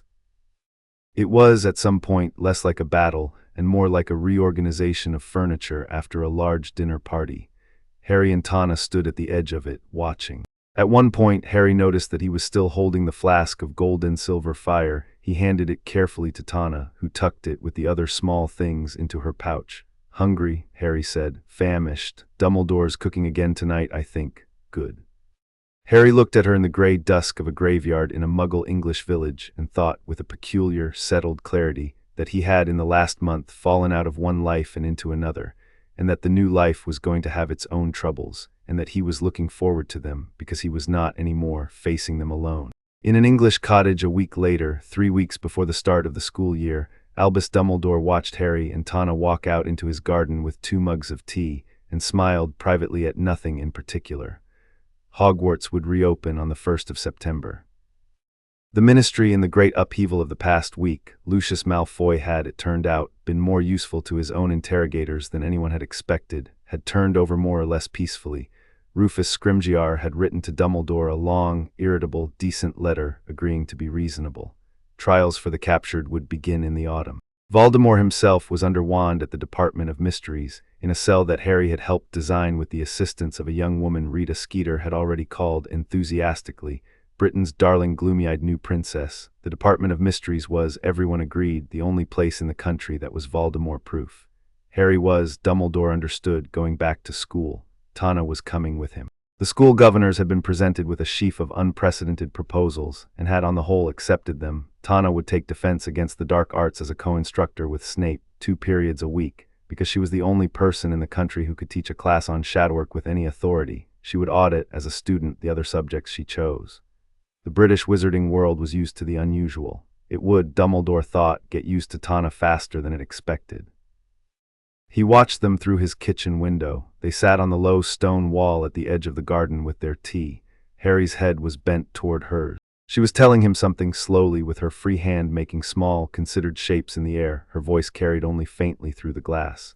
Harry was laughing. Not loudly, his laugh still had the quiet shape of the boy he had been a month ago, but it came more easily now. He was laughing and she was half smiling, and the early afternoon sun, English, weak, perfect, was on their 2 faces. The wall behind them was an old one. In a few years, Dumbledore thought, there would be ivy on it. A raven landed on the wall, not an ordinary one. Dumbledore recognized, after a moment, the small, specific bearing of a messenger of Hades. The raven dropped a folded scrap of parchment on the stone between them, preened, cast a friendly eye at Tana, and flew away. Tana unfolded it, read, and handed it across to Harry. Harry read it. He smiled. He folded it and put it in his shirt pocket and put his arm carefully around Tana's shoulders. She leaned into it. They sat like that for a long time. Dumbledore, who had been a teacher long enough to know when to close a window, closed the window. On a cliff overlooking a black sea, that was Cornwall actually, a minor Stygian vein under the water there, for those who knew where to look, 2 tall figures stood in a sea wind that should not have touched either of them. "She will," said one, "be all right, you think?" "Yes," said the other. She was wearing a green robe under it, her bare feet were on grass. "She will be all right, he is a good boy, and I have already told him that if he is not, I will have a conversation with him." "Will the conversation be polite?" "Oh yes, quite polite. He will simply agree with every point I make." "I see." Hades put his hand lightly in his queen's hand. "Persephone," he said, "husband, thank you. You are welcome." They stood. After a moment, Hades said, "She has learned to laugh in the last week. I have watched. Through a dream, she laughs like her mother did." "Yes, that is a good noise. Yes." They stood in a wind that came in from the Black Sea, and they did not say anything else for a long time. The sea below them did its work. Back in the garden, Tana, still leaning against Harry, said quietly, "Harry, yes, I have been thinking about what Nick said on the river. Which part there is between you and the thing you most fear to become only the set of your own choice." "Yes, I do not," Tana said, "fear as much now." "No, number," she looked up at him. "I have a choice I keep making. I like the shape of it. Yes." Also, she hesitated in the small, private way she still sometimes did when she was about to say a thing she meant. "Also, I think we should, when this school starts, sit together at the meals." "Yes, and share a map for the castle." "Yes, and not be apart for long if we can help it." "Yes," and she paused. "I would like sometime this week to go back to the Welsh Valley where my mother lived. I would like to see where she is. I would like to take a cake and put it on her stone." "I think she would like that. I'll make the cake," Harry said. "Thank you. And later, if you want, we can write to your brother and visit Percy if he'll have us." "Yes, and Harry, yes. I love you, I love you." The raven came back, a little way up the garden, landed, looked at them once with the approving, professional pleasure of a servant seeing a household running well, and launched itself into the afternoon sky. It flew east, toward the sea. It dwindled until it was a black speck, and then it was nothing, and then the sky was quite empty. Harry and Tana drank their tea. Of them in the unspecific blue, in a place that is not the pit and not the throne room and not the graveyard and not the hillside at Dartmoor, but is in its way all of them at once, an old ledger in a library of a primordial goddess noted, in an ink that remained visible only to the night, that a soul bond first struck in the pit of Tartarus on the 14th of June of a certain year had, against every expectation of every keeping hand, survived the ascent. The ledger closed itself. The library went dark. And in an English garden, 2 young people who had been at the doors of death and had come back through together, held their tea a little tighter, and watched the weak English sun and did not say anything else for a while because they did not need to.